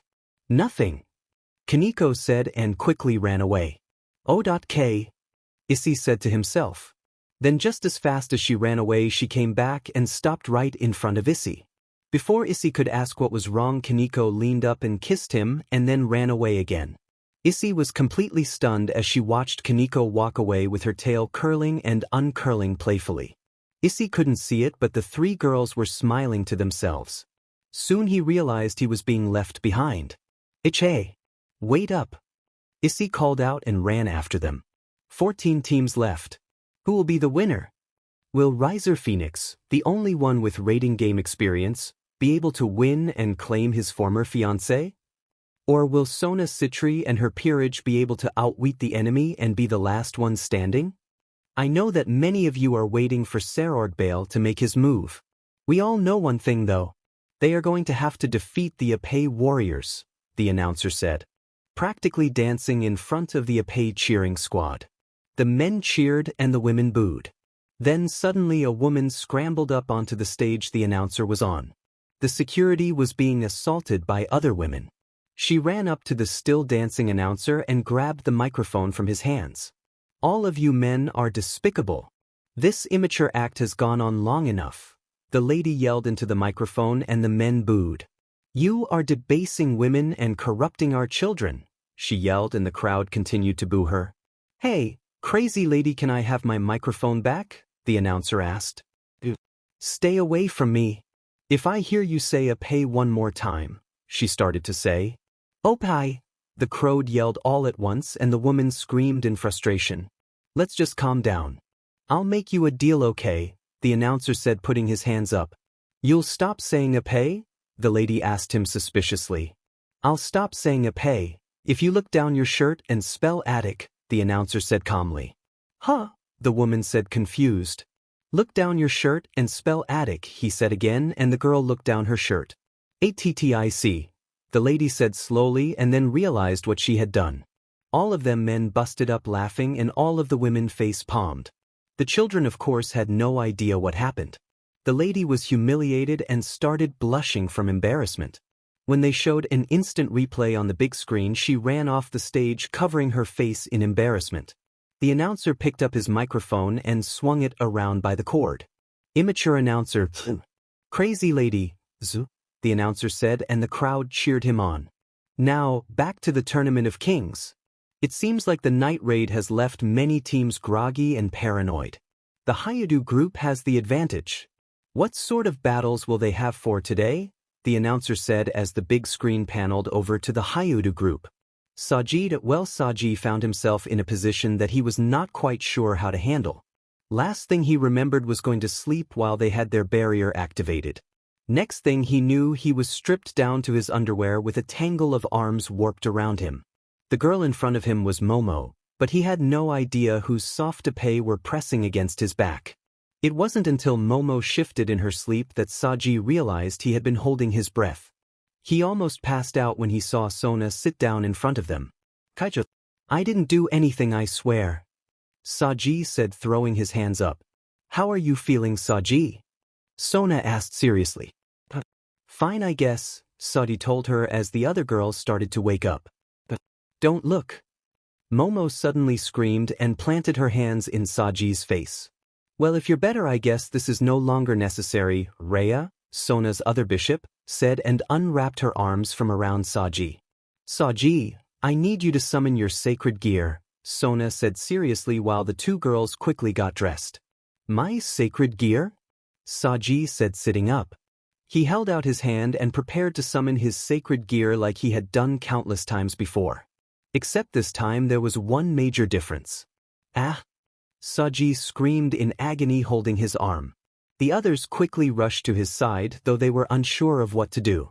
A few minutes later, Saji stopped screaming and was bent over holding his arm. He was sweating like crazy and was breathing heavily. He finally managed to sit back up and everybody gasped in shock. What is this? Saji asked nervously. His sacred gear had transformed slightly and was covered in a menacing black aura. Sona knelt down and closely inspected it. She was careful not to touch it though. Kaicho, what happened? Saji asked her. Magic has a tendency to be explosive. That's why we placed those seals on you. It seems though that the magic collapsed on itself and started to draw in more energy, kind of like how a star can collapse into a black hole. We had to take turns transferring our body heat and energy into your body so you wouldn't die, Sona explained to him. So all of you, Saji said, but the girls just turned away blushing. Now though, it looks like your sacred gear activated some kind of fail-safe and absorbed the energy into itself. It is basically supercharged, Sona told him. So what happens now? Saji asked her seriously. We stick to the plan, as long as you can absorb and transfer power we should be fine, Sona said standing up to leave the cave, but Saji noticed a serious problem. Kaicho, I can't use my absorption line, Saji said stopping Sona dead in her tracks. It's not working. It won't. Saji said gripping his sacred gear in frustration. Sona's heart crumbled to dust and blew away in the wind. Saji was their only chance at winning this. He was their lifeline. The entire cave was silent as they watched Sona. She neither said a word or moved an inch. Don't worry, Kaicho. I'll figure it out. Trust me, Saji said frantically. Sona merely nodded her head and exited the cave. Hey partner, Draig said suddenly, but only so Issei could hear. Yeah, what is it, Draig? Issei asked him. I've got a bad feeling. One that I haven't felt in a long time, Draig told him. What are you talking about? Is something out there? Issei said instinctively, looking around. It could be nothing. Just be ready, Draig told him. Issei-senpai? What's wrong? Kaneko asked him worriedly. Oh, nothing, just talking to Draig, Issei told her smiling. Issei-senpai, I found something, Gasper said suddenly. Issei and the others followed Gasper until they were standing in front of a very misplaced mirror. It was standing straight up and down without any support. Oh no! Asia cried out, suddenly making everyone jump. My hair is such a mess, Asia said, fixing her hair in the mirror, and everyone relaxed. We can't have that now, can we? Akino said and pulled out a brush to brush Asia's hair. What is this doing here? Kiba wondered out loud. Where did it come from? Gasper asked. It's creepy, Issei said, shuddering. Creepy? It's just a mirror, Kiba said. Haven't you ever seen that movie? Where that thing comes out of the mirror and drains the life out of you? Issei asked him. I don't think I've seen that movie, Kiba told him. You know, the one that has the girl with the big Oppai, Issei said, making hand gestures. Issei-senpai. Kaneko said warningly. What? It's how I remember movies, Issei said honestly. Issei-senpai is the worst, Kaneko said, shaking her head. You are too cruel, Issei said, lowering his head sadly. Sniff. Did you hear that? Kiba asked quietly. Was it Issei being lecherous? Kaneko asked sarcastically. Suddenly Kaneko felt a sharp pinch under her skirt and she immediately turned around to slap Issei, but she unexpectedly fell to the ground unconscious. Ladies and gentlemen, there are only 14 teams left and it looks like the Oppai Warriors are in for some trouble, the announcer said, as excited as ever as the big screen showed another team stealthily surround the Hyoudou group. Hey, you said you would stop saying Oppai, the women in the stands yelled angrily. Had my fingers crossed, sorry. Plus, every time I say Oppai, rating goes up 5 points, the announcer said to the angry women. The Oppai Warriors are being surrounded while being distracted by one of the Citri group's mirrors, which for some reason has not fired those weird life-sking tentacle things, the announcer said, and everyone wondered why the trap hadn't activated. Has something gone wrong for the Citri group? Or, maybe they have secretly teamed up with the Hyoudou group? The announcer speculated, causing the crowd to go into an uproar. It looks like the Hyoudou group is going to be caught off guard. And down goes Kaneko, the announcer said as the other team hit her with a blow dart gun. Kaneko, Issei said as she collapsed right in front of him. Get down! Kiba yelled and tackled Gasper to the ground. Asia! Akino said and jumped in front of her to block the darts. Akino! Issei yelled, who was able to react fast enough and take cover. Gasper, go! Kiba said, and Gasper turned into bats and scattered throughout the forest. Kiba, get Asia! Issei said, who then quickly jumped over a fallen tree to scoop Kaneko and Akino up and run for cover. Just as he grabbed Akino, 4 darts had been stopped before they hit him or Kiba. Thanks, Gasper, I owe you one, Issei said, and they made it behind the cover of a large boulder.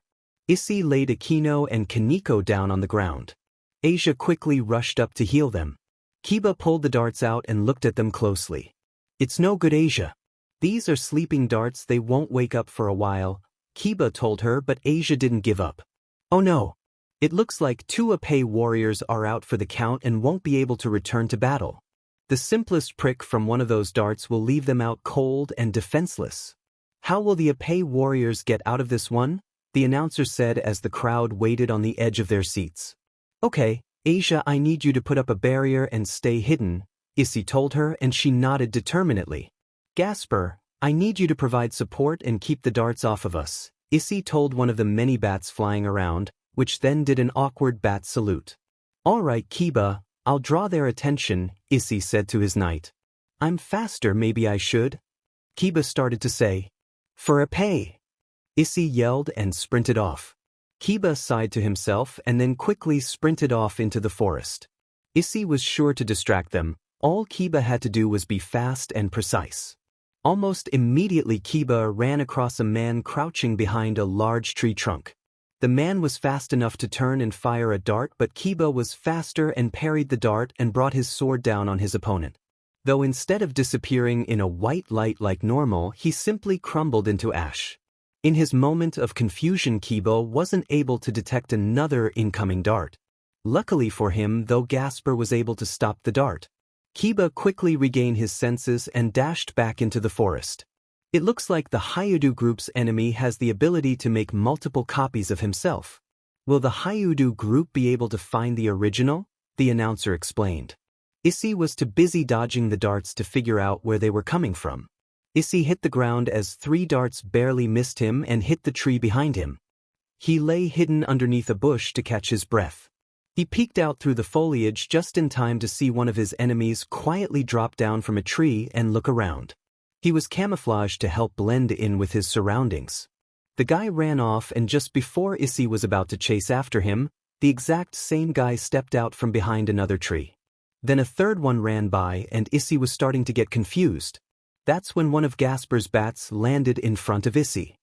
He started fluttering his wings rapidly and squeaked repeatedly.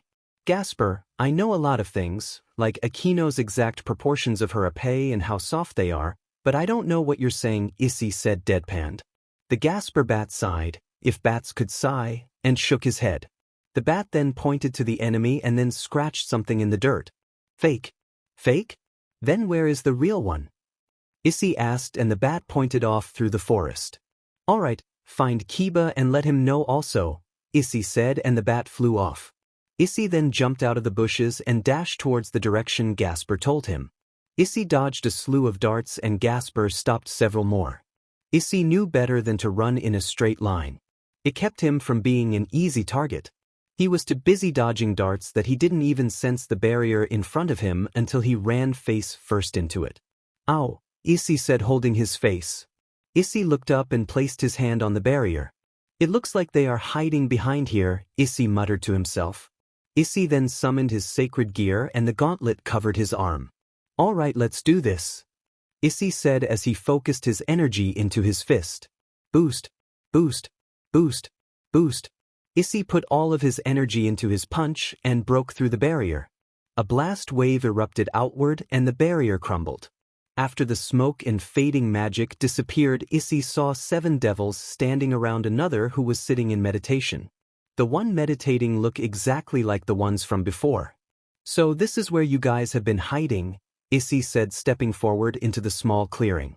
So you decided to come alone? The one closest said, and the others laughed as Issei was surrounded by the clones from earlier. Alone? I have you completely surrounded, Issei said, smirking as they noticed all of the bats perched around on all of the trees with their eyes glowing. You think a bunch of bats are going to stop us? Their leader said. His name is Gasper and he is truly terrifying, Issei said honestly. Enough. Finish him off already, the leader said, but no one moved. Hey, are you listening? Their leader yelled and turned around. What did you do to them? He asked angrily when he saw his peerage. He stopped. Them that I in time, Issei said, smirking. Back in the stadium, the crowd was going crazy.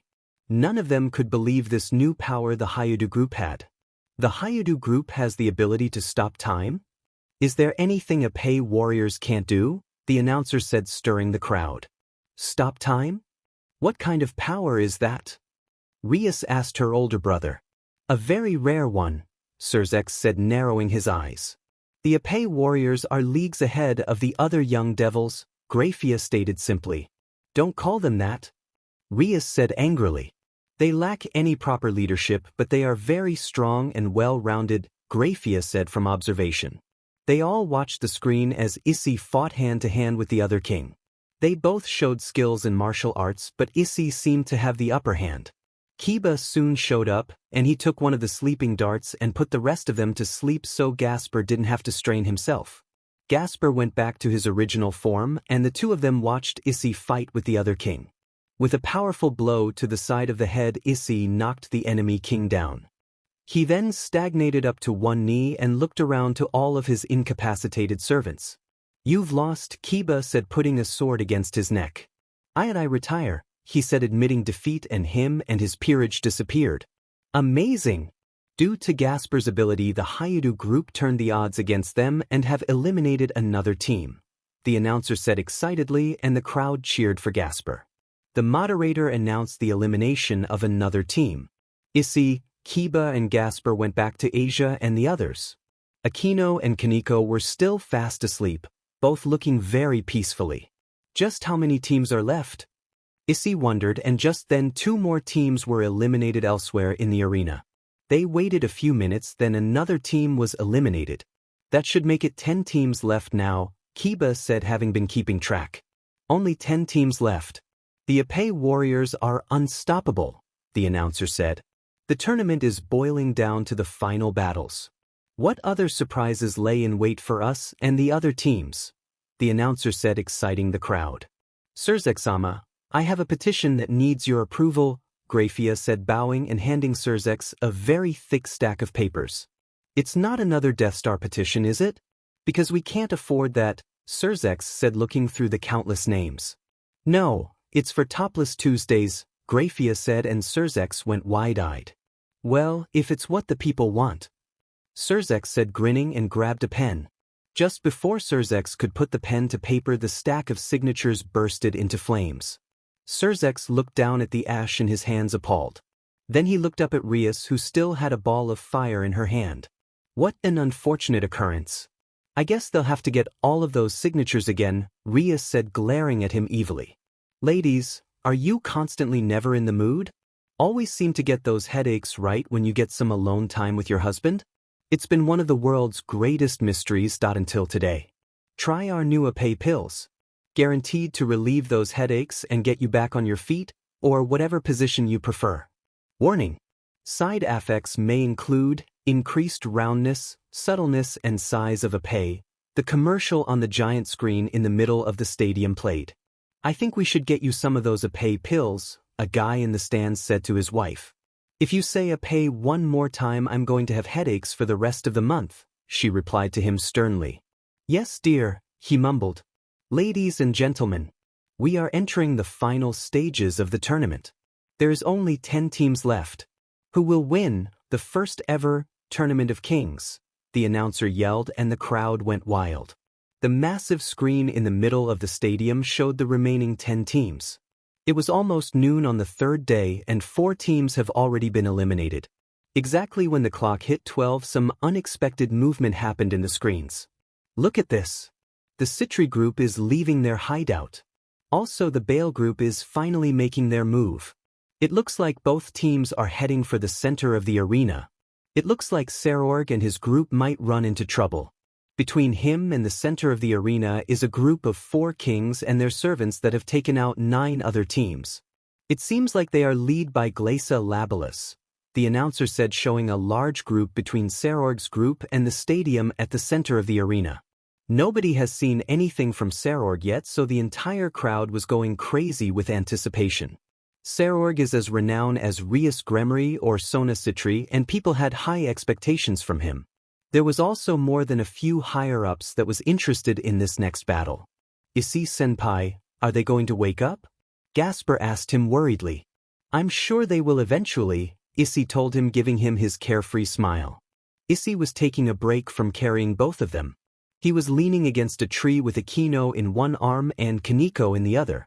Kiba sort of disappeared, claiming to be scouting the area. So Issei had to carry both off to a safe place, and he couldn't expect Asia or Gasper to carry them. Asia was sitting with Gasper, also worried about Aquino and Kaneko. Issei tried to move, but Aquino suddenly tightened her grip on him and pushed up against him. Aquino? Issei asked, but she was still asleep. Kaneko began to stir with all of the commotion. She stretched out like a cat. She then looked up at Issei sleepily. Issei-senpai? Kaneko said drowsily. Hey sleepyhead, Issei said grinning. Issei-senpai, why is you hand grabbing me there? Kaneko said angrily and turning red. Huh. Issei said, realizing he was grabbing her in an inappropriate place. Though, before he could remove his hand, Kaneko knocked him out cold. Now he was sprawled out on the ground with Aquino still holding tightly onto him. Issei? Asia said worriedly, pinching his face. Where is Kiba-senpai? Kaneko asked them. I don't know. He said he had to check on something, Gasper told her. Figures, Kaneko muttered angrily. Sarorgbale is advancing on the enemy all by himself. Is he going to negotiate or maybe even surrender?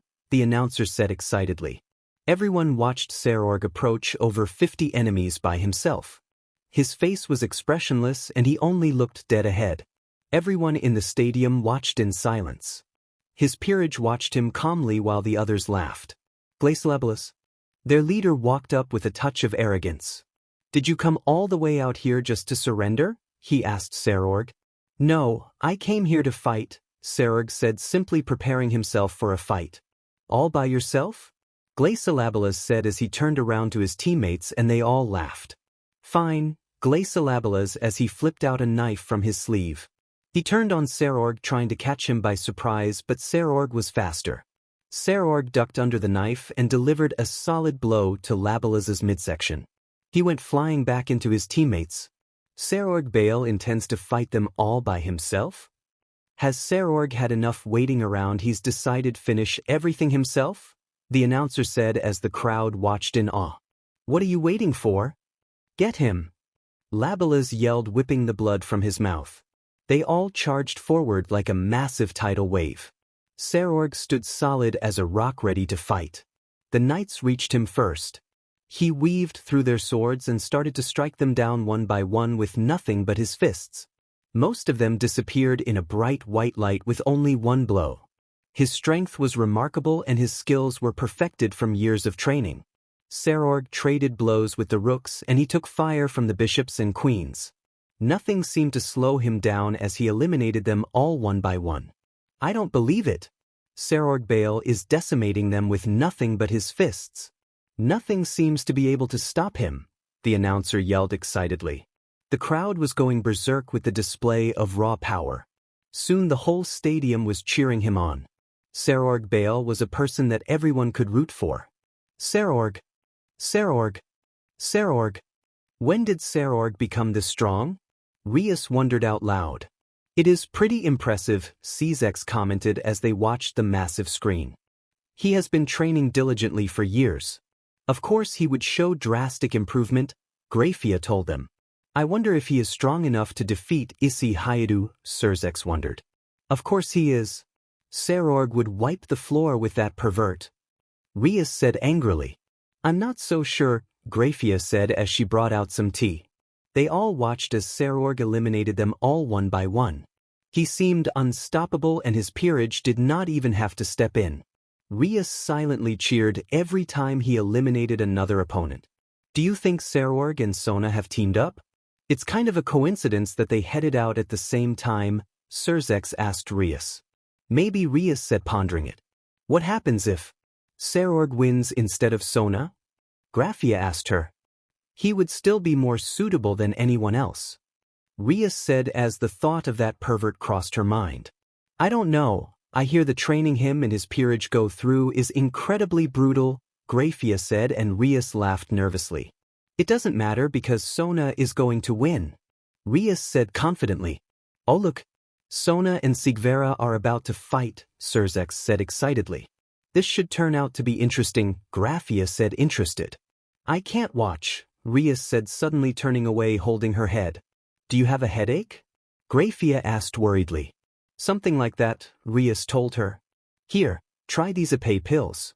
They work wonders, Grafia said holding out the bottle. Will you stop aiding and abetting those perverts? Rias yelled, smacking the bottle away. Sona and her peerage were heading towards the center of the arena, right where the stadium stands. In a clearing just outside of the stadium, Sigvera waited for her. Their two peerages stood across from each other. Sona and Sigvera stepped forward. Sigvera, I'm going to have to ask you to retire, Sona said seriously. I can't do that. I have to win this for my own reasons, and besides it's not like I would treat Rias Gremory unfairly, Sigvera told Sona. I can't believe that you have her best intentions at heart though, Sona said, pushing up her glasses. This tournament is just a means to an end. Winning this will increase my status and my reputation to further my goals, Sigvera told her. I can't allow Rias to suffer because of this unjustifiable tournament, Sona said angrily. Then, as if a silent K had been given, Sigvera's side launched a large blast of energy towards Sona. Just before it hit, Tsubaki created a large mirror in front of Sona.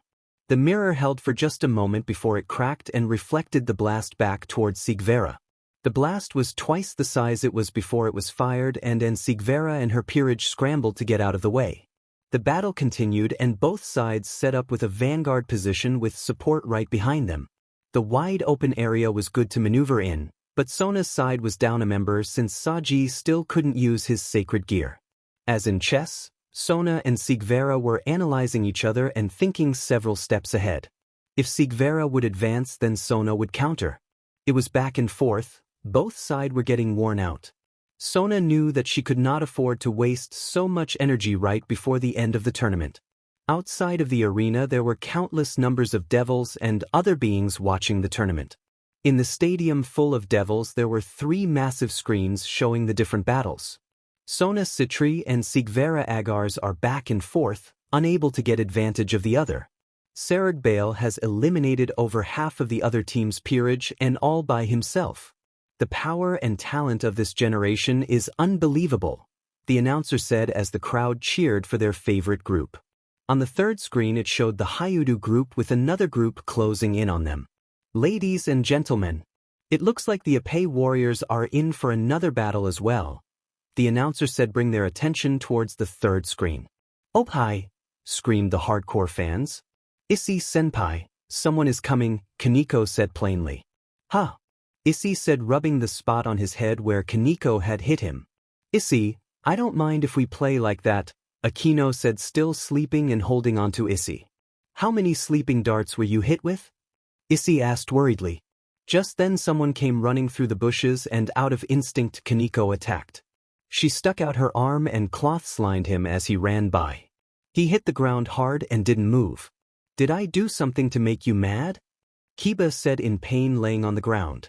Oh, it's you, Kaneko said passively. I think you broke something, Kiba grunted. Kiba-senpai should not have gone off by himself. Kaneko said, slightly angry. I'll try and remember that, Kiba said, putting his head back on the ground. Hold on Kiba, I'll help you, Asia said, putting her hands over his chest. Thanks Asia, Kiba said as she made the pain go away. A moment later Kiba was back on his feet brushing the dust of himself. Is Akino still asleep?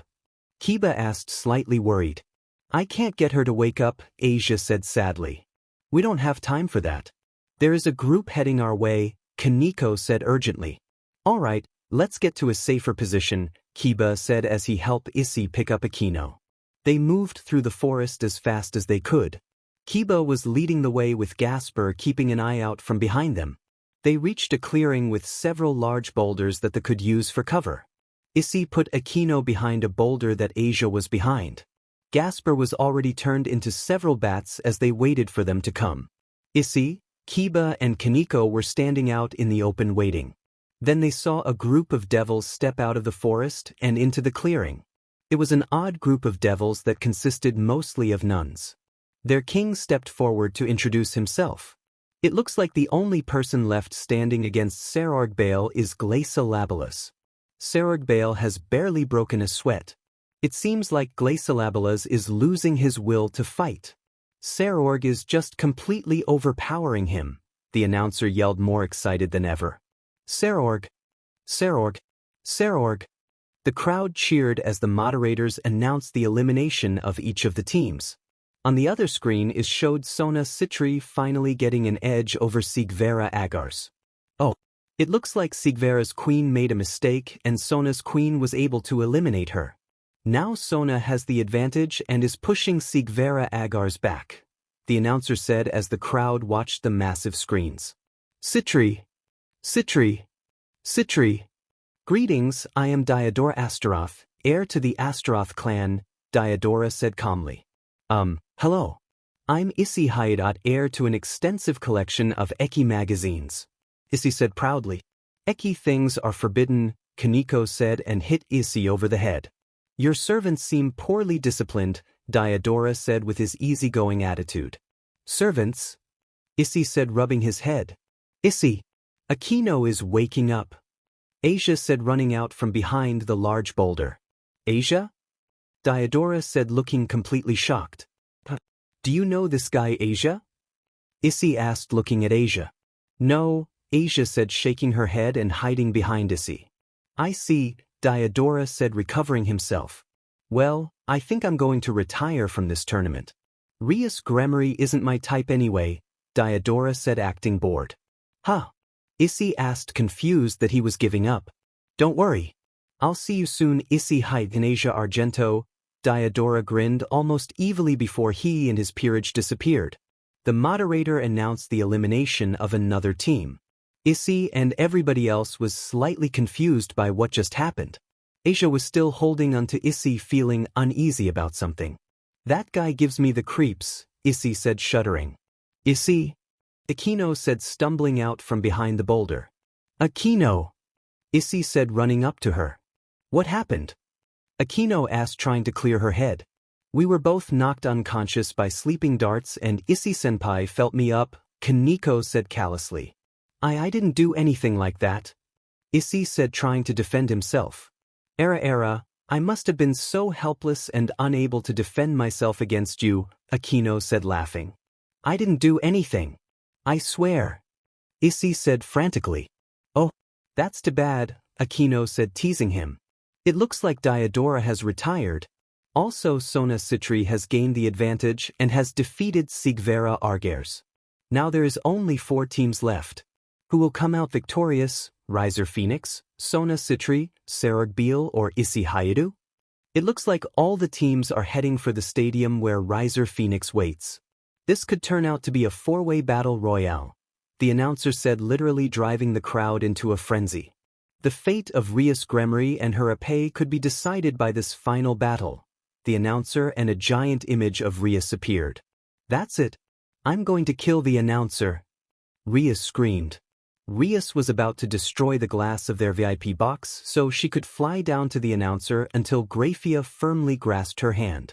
Calm down, you should be flattered that you have beautiful Oppai, Graphia said restraining her. That's not the point. Rias said indignantly. Surzex, do something about this. Rias said pointing down at the announcer and the image of her doing embarrassing poses. I'm sorry, I'm still in the middle of grieving, Surzex said sadly, while scooping the ashes of the Oppai petition into an ornate glass bottle. You two are unbelievable. Rias said angrily. Kiba-senpai, are you sure we are going the right way? Kaneko asked looking around, pretty sure she has seen the same tree about 3 times now. Yeah, I left to find some high ground and there was a giant stadium in the middle of the arena somewhere around here, Kiba said looking around through the trees. Why are we going there? Isse asked him. There is only 3 other teams besides us. So I'm sure they will be going to such a place as well, Kiba said confidently. I miss my box, Gasper said suddenly. As soon as we beat this tournament we can go back home to your box, Isse said reassuringly. Then let's win. Gasper said excitedly. Era, Akino said laughing. Let's win this. Isse said throwing his fist in the air. Isse-senpai, do you even know what we are competing for? Kaneko asked him seriously for the 2nd time. Huh? Isse asked tilting his head. Well, that aside, I know we could really use the money, Kiba said smiling sadly. Yeah, we haven't had much for groceries lately, Asia said also sadly. I'm sorry I'm no good with money, Issei said depressed. After recovering from here battle Sona and her peerage pressed forward towards the stadium. There was 4 entrances and she was coming in through the south entrance. Sarorg took a moment to recover his energy and entered the stadium through the east side. The center of the stadium was hard-packed dirt and the walls around it were about 15 feet high with stone bleachers extending outward. On the north side of the stadium was a royalty box and inside of it wait Riser Phoenix. Sona and Sarorg arrived at the center of the stadium. They saw each other, then they took notice of Riser surrounded by his peerage. Riser began to clap slowly and some of his peerage laughed. "It looks like you finally made it. Too bad you came all this way for nothing," Riser said grinning arrogantly. "Ladies and gentlemen, gods and goddesses, the moment you have all been waiting for," the announcer yelled and the crowd cheered along with the Oppai cheering squad. "The winners of the first annual Oppai Beauty Contest," the announcer said as 3 well-endowed women stepped onto the stage. The crowd was cheering and some were throwing flowers. "For our 3rd place winner, our very own, Venelana Gremory," the announcer said handing her a bouquet of flowers and the 3rd place tiara. "Oh, this was sure a surprise," Venelana said feigning embarrassment as she accepted the award. "Mom," Rias yelled looking down in disbelief. "Don't worry, she is just trying to support you," Surzex said standing next to his sister. "Why can't my family be normal?" Rias yelled in embarrassment. "For our 2nd place winner, the foreign beauty, Rosweiss," the announcer said as the crowd cheered and he handed her a bouquet of flowers and the 2nd place tiara. "What? What am I even up here? I never even entered this ridiculous contest," Rosweiss said blushing madly. "Maybe this will help get you a boyfriend," Odin yelled out from the crowd. "Odin-sama," Rosweiss yelled at the Norse god. "Now for our 1st place winner, the most powerful queen and now the queen of Oppai, the beautiful Gryafia," the announcer said handing her a bouquet of flowers and the 1st place tiara. "Oh my, I never expected to win my own contest," Grafia said giggling. "This can't be real, my life is over," Rias said in embarrassment. "A round of applause for this year's winners," the announcer said and the 3 of them bowed to the cheering crowd. "Now, for the final battle," the announcer said as the screen changed to the arena. "Issei-senpai?" Kaneko said holding up a bottle of water. "Thanks, Kaneko," Issei said smiling and patted her head. Kaneko blushed and turned away so Issei would not notice. Besides Akino, Kaneko had known Issei the longest. Kaneko knew how much of a pervert he could be and sometimes he made her really mad. Even so, Issei was someone she could depend on and slowly come to love over time. "Are you feeling okay, Kaneko? Your face is all red," Asia said misreading the situation. "It's nothing," Kaneko said shaking her head. "Let me check," Issei said and suddenly put his forehead against Kaneko's. Kaneko turned 3 shades darker than before. She froze up unable to move. She was so close to Issei she could hear his heart beating and she could not look away from his eyes. "You don't feel like you are burning up," Issei said thoughtfully.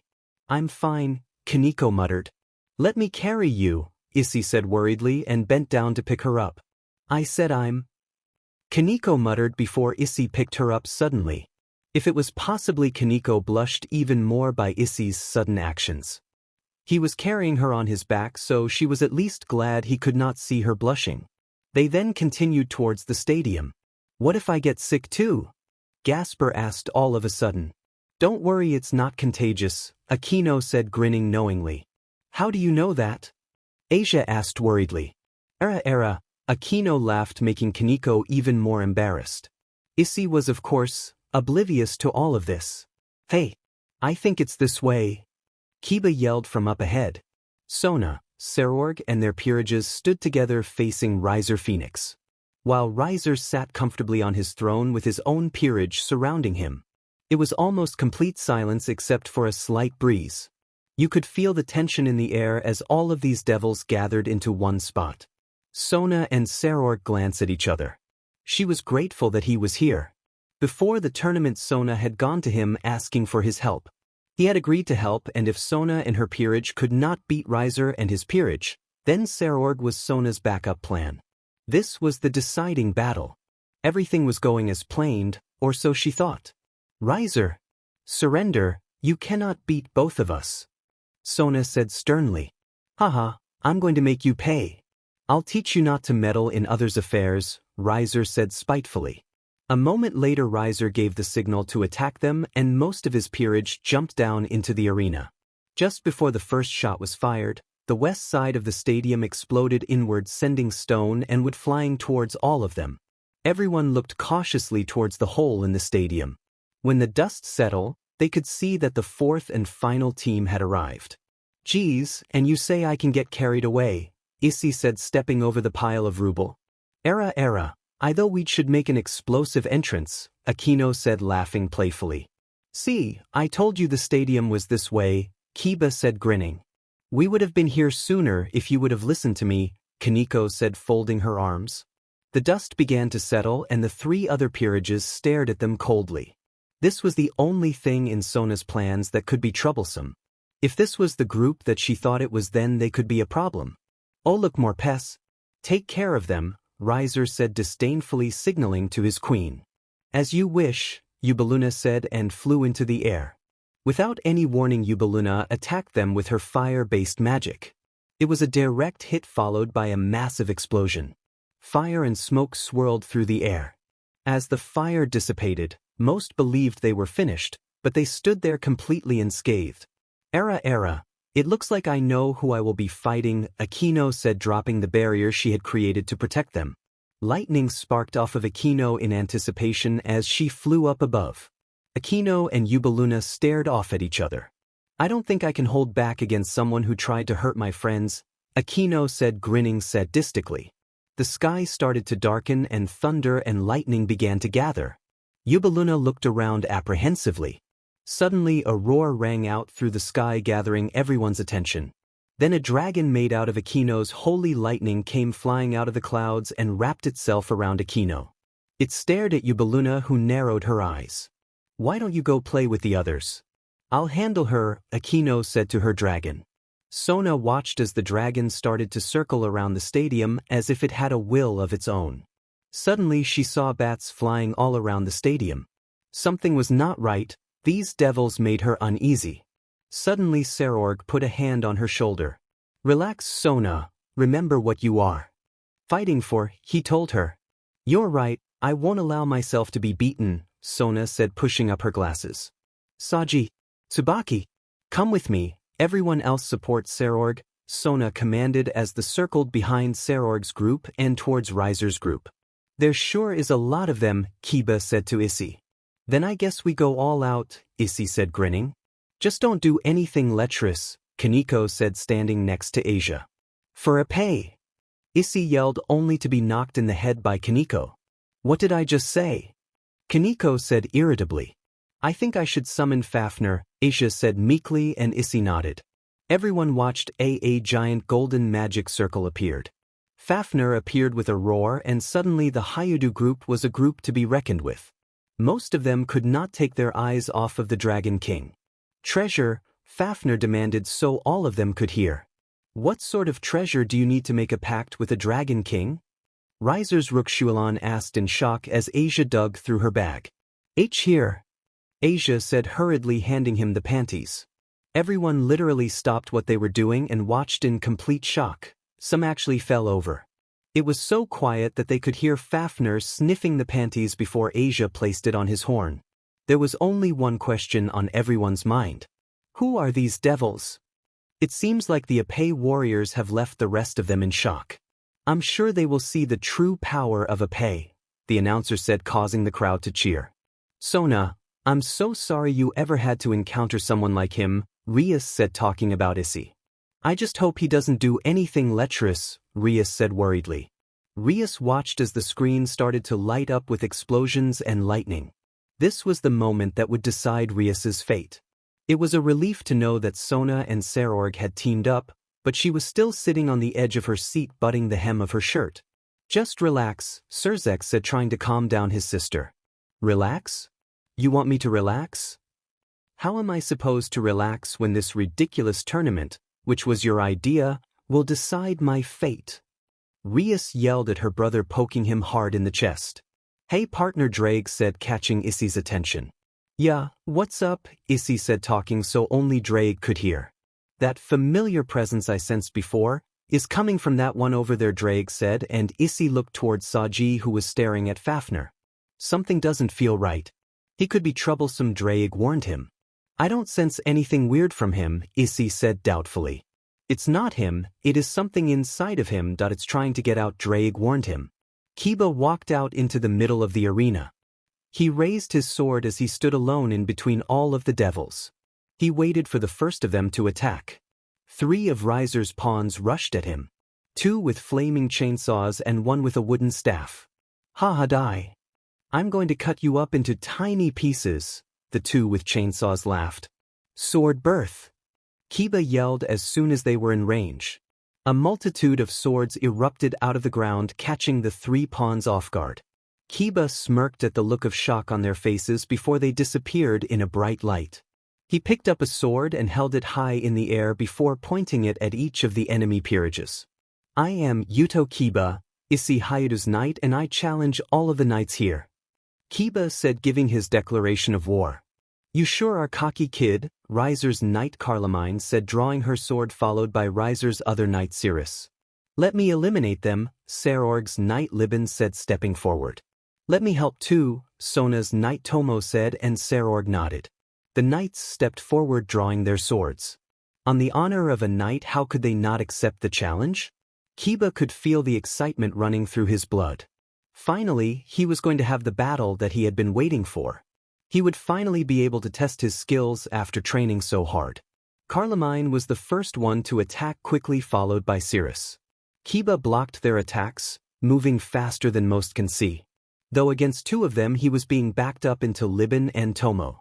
Just as those 2 attacked him, he summoned another sword in his left hand and dodged and parried their attacks. It was 1 against 4, and the way Kiba wanted it. So he could push his skill to the limit. So he can truly know what he was capable of. Issei senpai, that we are under attack, Kaneko said in her usual casual tone.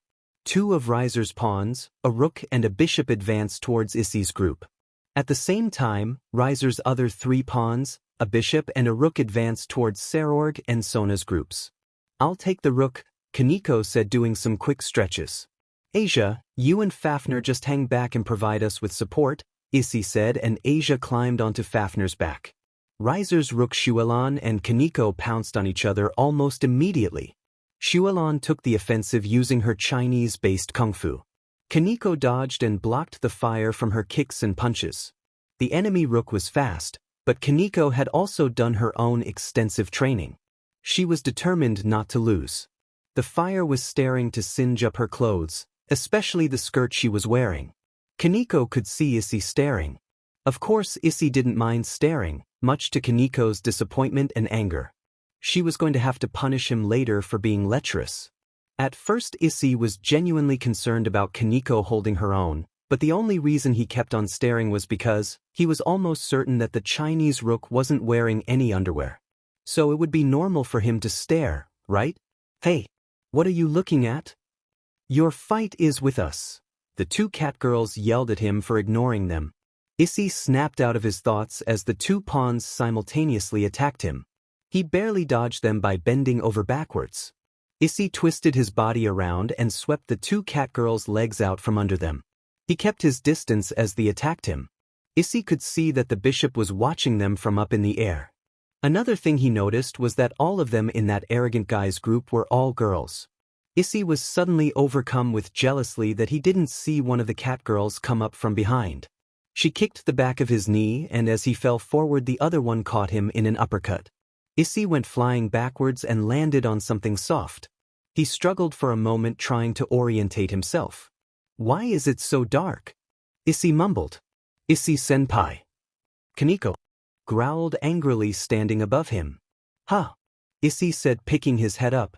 Laying under him, while between her legs, was the very angry and embarrassed rook, Shuelon. Issei tried to push himself off, but her Chinese dress was wrapped around his neck. Get off me! Shuelon yelled angrily, punching him over and over. Get off of her! You pervert! The 2 cat girls yelled at him, trying to pull him off. Though the tighter they pulled, the tighter the dress got around his neck. This dress is going to kill me, Issei thought, barely able to breath. Des? I got it, Issei said, raising his hand in the air. Dress. Break. Issei shouted loud enough for the entire stadium to hear. Suddenly all of the clothes on the three girls that were touching him shredded to pieces. Again, another moment of silent shock filled the stage as everyone stared at the three naked women and the one responsible. The three women screamed, trying to cover themselves. It looks like Isse Hyoudou is in trouble. He is helplessly being beaten up by three women and their Oppai, the announcer said as everyone watched the bemused spectacle. It looks like Isse Hyoudou is trying to do something, the announcer said as they watched Issei struggle. Dress. Break. Everyone in the underworld and multiple other realms heard him yell and saw him snap his fingers and the shreds of clothes fly through the air. Oppai, in the middle of nowhere, tilted her head, wondering why the universe was so silent all of a sudden. Then suddenly the giant screen went blank, stunning all of the viewers. Hey! What happened to the screen? The announcer yelled, also upset. What do you mean we can't show that? The announcer said, listening to his earpiece. Magical Girl Leviathan Marshmallow cereal now with magical Oppai marshmallows.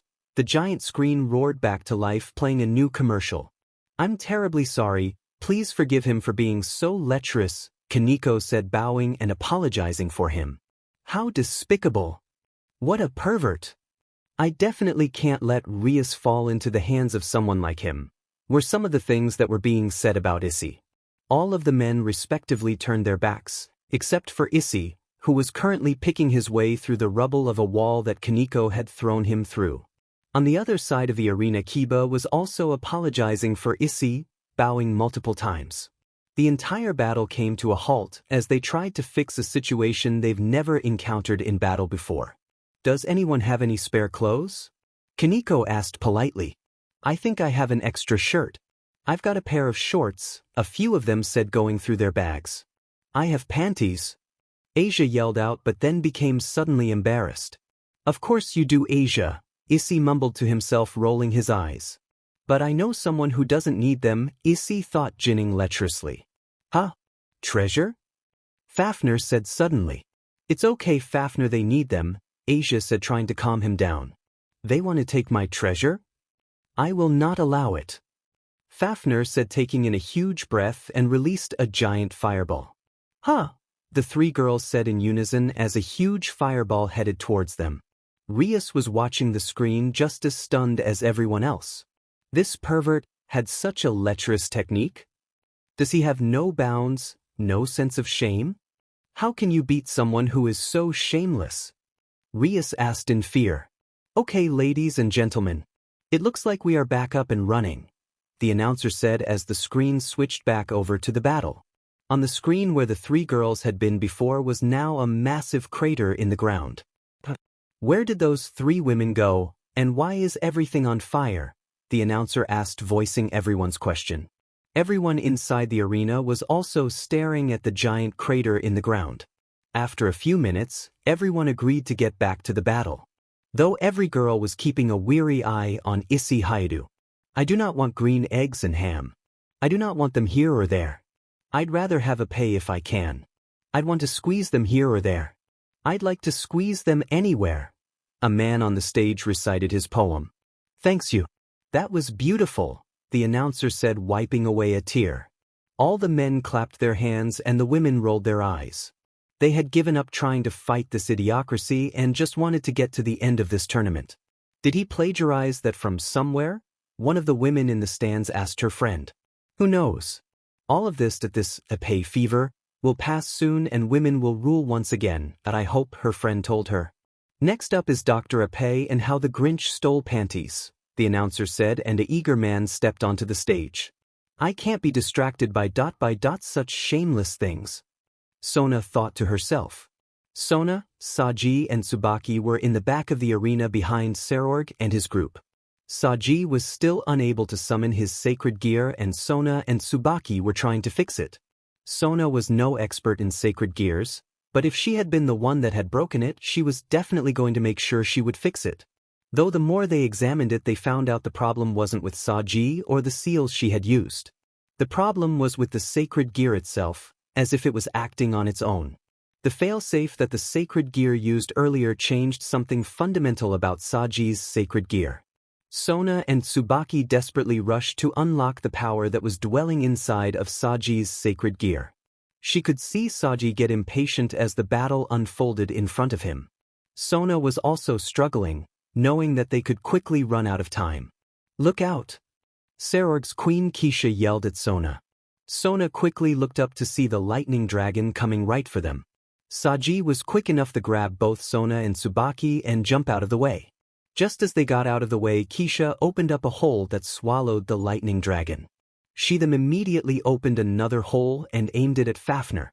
The lightning dragon burst out of the hole but did not attack Fafnir like she thought it would. It merely flew around him and back up into the sky. Fafnir took notice of this and launched a fireball towards them. "Keisha!" Tsubaki yelled as she created a large mirror in front of them. The fireball smashed into the mirror. The mirror broke and the fireball was reflected back twice as powerful. It was off course, so Keisha created another hole to absorb the massive fireball and immediately redirected it above Isse Hyoudou and his group. But wouldn't have time to get out of the way and it would do serious damage. Then suddenly the massive fireball stopped in midair, stunning a few devils.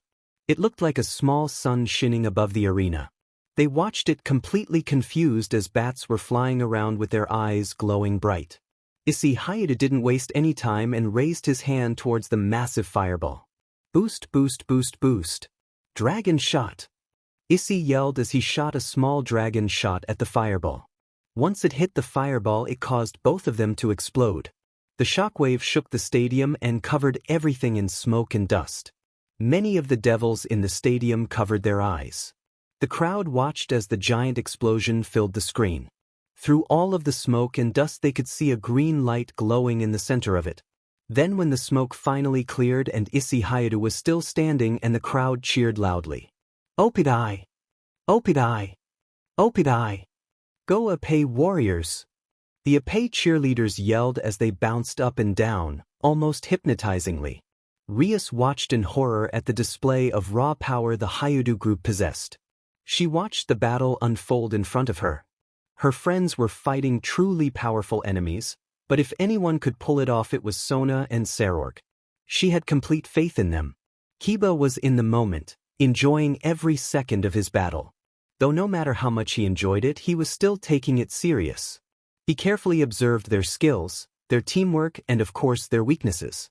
The two from Riser's peerage had better teamwork, but the other two were easily more skilled individually. Though the one that intrigued him the most was the one knight from Serorg's group that stood back and watched. Kiba suspected that he was the one he needed to be concerned about. Kiba was waiting for the right moment to use his new ability, something he had been excited to test on multiple enemies, other knights in particular. Kiba danced in between his enemies, never letting his guard slip, always looking for openings. Though, the others were good swordsmen and had not revealed any openings so far. So, Kiba decided to make his own. He dropped his guard and allowed Carlomine's sword to cut him across his shoulder. Kiba feigned surprise and stumbled backwards. All four knights took the bait and pounced on him. At the same time, Kiba dropped his holy demonic sword, making the others think he was defenseless. He only dropped it because he can't use it with his new balance breaker. Kiba smirked as they came in close, and at the right time he summoned his second balance breaker, Glory Drag Trooper. Simultaneously, four of his dragon knights appeared by his side, each one catching one of the knights by surprise. Cirrus was not fast enough to counter, and the dragon knight ran its holy sword right through her body. Her face was full of surprise before she disappeared in a bright flash of white. Now the tables have turned. It was now a 5-on-3 fight, and Kiba wanted to test out his new balance breaker. Carlomine wasn't having a hard time against the Dragon Knight due to its limited movement, but she was caught off guard when Kiba teamed up with his Dragon Knight against her. She parried his attacks and tried to get distance between them, but Kiba was just too fast. Kiba stepped inside of her guard and she knew that it was all over. A long and deep cut from her right hip to her left shoulder eliminated her. "Who are you?" Carlamine struggled to say as she began to disappear in a bright white light. "Did you see that?" the announcer said excitedly, watching the fight between Kiba and the other knight. "Of course you didn't. He's like Bruce Lee, you have to slow down the camera to see his movements," the announcer said as the slowed down the footage and replayed it back before he summoned his second balance breaker. The camera zoomed in on his face, getting a clear picture of his smirking, confident face. "Hyoudou Kiba? This young devil is a prodigy and probably the most interesting in the Hyoudou group," Rias said, wondering why she has never heard of him before. "A wholly demonic sword wielder that has already achieved 2 balance breakers," Surzex said, also wondering out loud. "It's even more likely that someone has been concealing the Hyoudou group now. So many devils of this caliber would normally stand out," Garifia concluded. "It was like somebody went around gathering strong sacred gear users or unique and powerful individuals and secretly kept them hidden," Surzex said, contemplating deeply. "Or maybe nobody bothered with someone so lecherous," Rias said sarcastically, crossing her arms. "No, that makes them stand out even more," Garifia said seriously. "We slowed it down to half speed and I still can't move that fast," the announcer said, swinging his mic around on stage like a sword. "Oppai warriors!" the cheerleaders cried out in cheer. Kaneko didn't waste any more time finding a new enemy. To her, the faster she ended this tournament, the faster she could go home and eat some of her sweets. Plus, the longer Issei was out in public, the higher the chances of him being lecherous were. Kaneko didn't really want to take that chance, knowing fully the capabilities of Issei's lecherousness. It was Sona's group that Kaneko targeted, and Sona's pawn and rook intercepted her. Kaneko jumped back as they both pounced on her. When they didn't pursue, Kaneko realized that they were on the defensive. In the back, Kaneko could see a group of 3 huddled together. Whatever they were doing, the rest were trying to protect them. So Kaneko thought it would be best to eliminate them quickly. She charged at the rook and pawn with full force. They were caught off guard by her sudden aggressiveness, but Kaneko really just wanted to go home and eat sweets from her secret stash. "Cotton candy," Kaneko mumbled, thinking of her secret stash. "Huh?" Sona's rook Yura said, confused. "Marshmallow," Kaneko said, wondering if she'd have that instead. "Well, that's rude." Sona's pawn Nimura said, thinking Kaneko was insulting her. The entire time the two of them fended off Kaneko's attacks as she mumbled out the names of her favorite sweets. Yura and Nimura had no clue what was going on but redoubled their efforts. They continued fighting while Kaneko muttered out names of sweets. Then suddenly Kaneko's expression changed as if she had realized something. "Chocolate, I will eat chocolate," Kaneko said, blankly staring at Yura while they were fighting. "What? You are going to eat me?" Yura said in shock. Completely confused. "Huh?"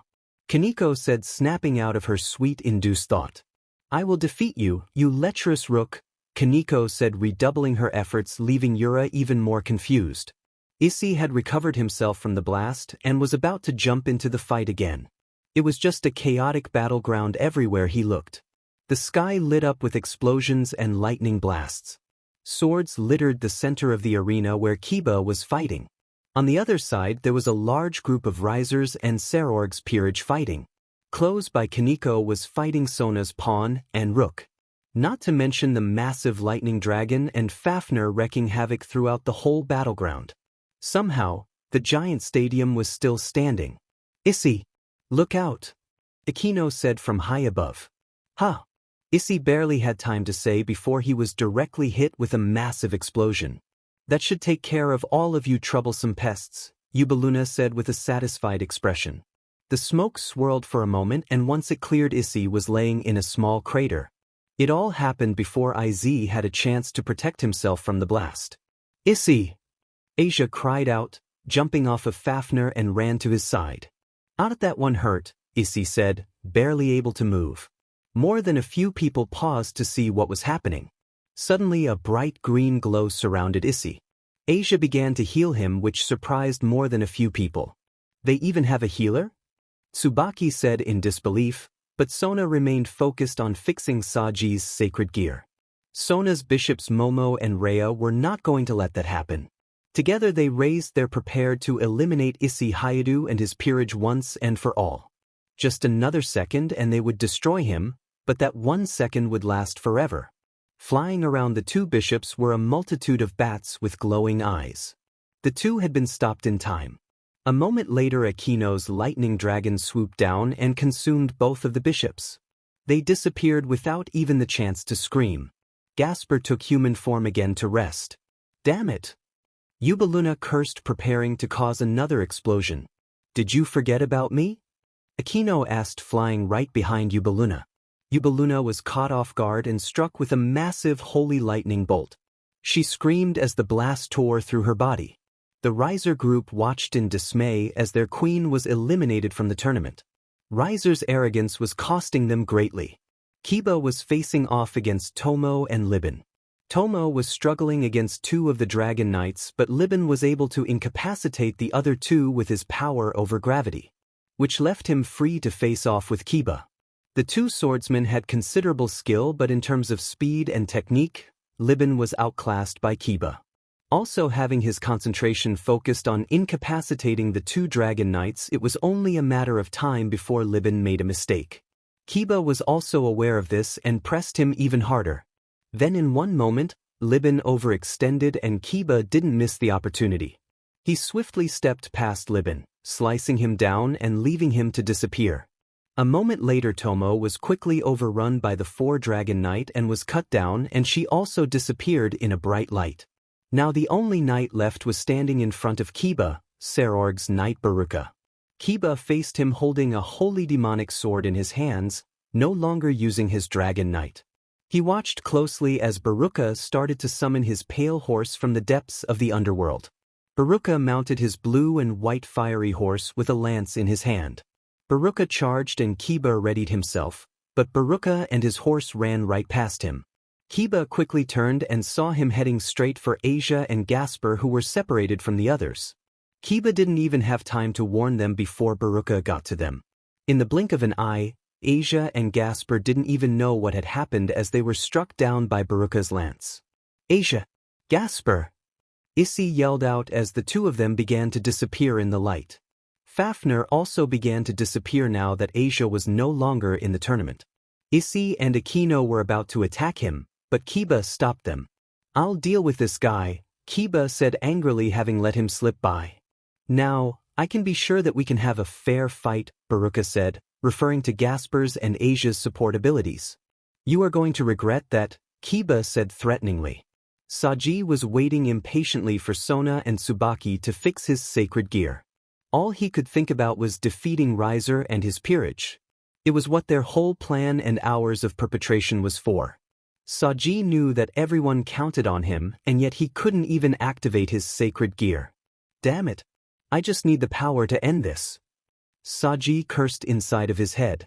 You want my power? A deep voice echoed through Saji. What? Who said that? Saji asked suddenly. Said what? Sona asked concerned. I am Vritra the prison dragon, and I will give it to you, but you might not survive, the laughed menacingly. Hata! Saji said before something dark and powerful inside of him was awoken.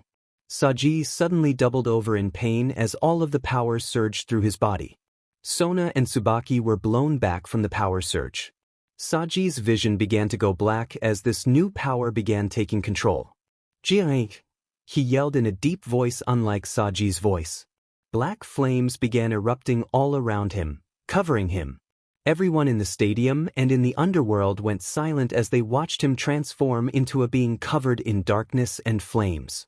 Saji screamed in pain, unable to stop this sudden overflow of power.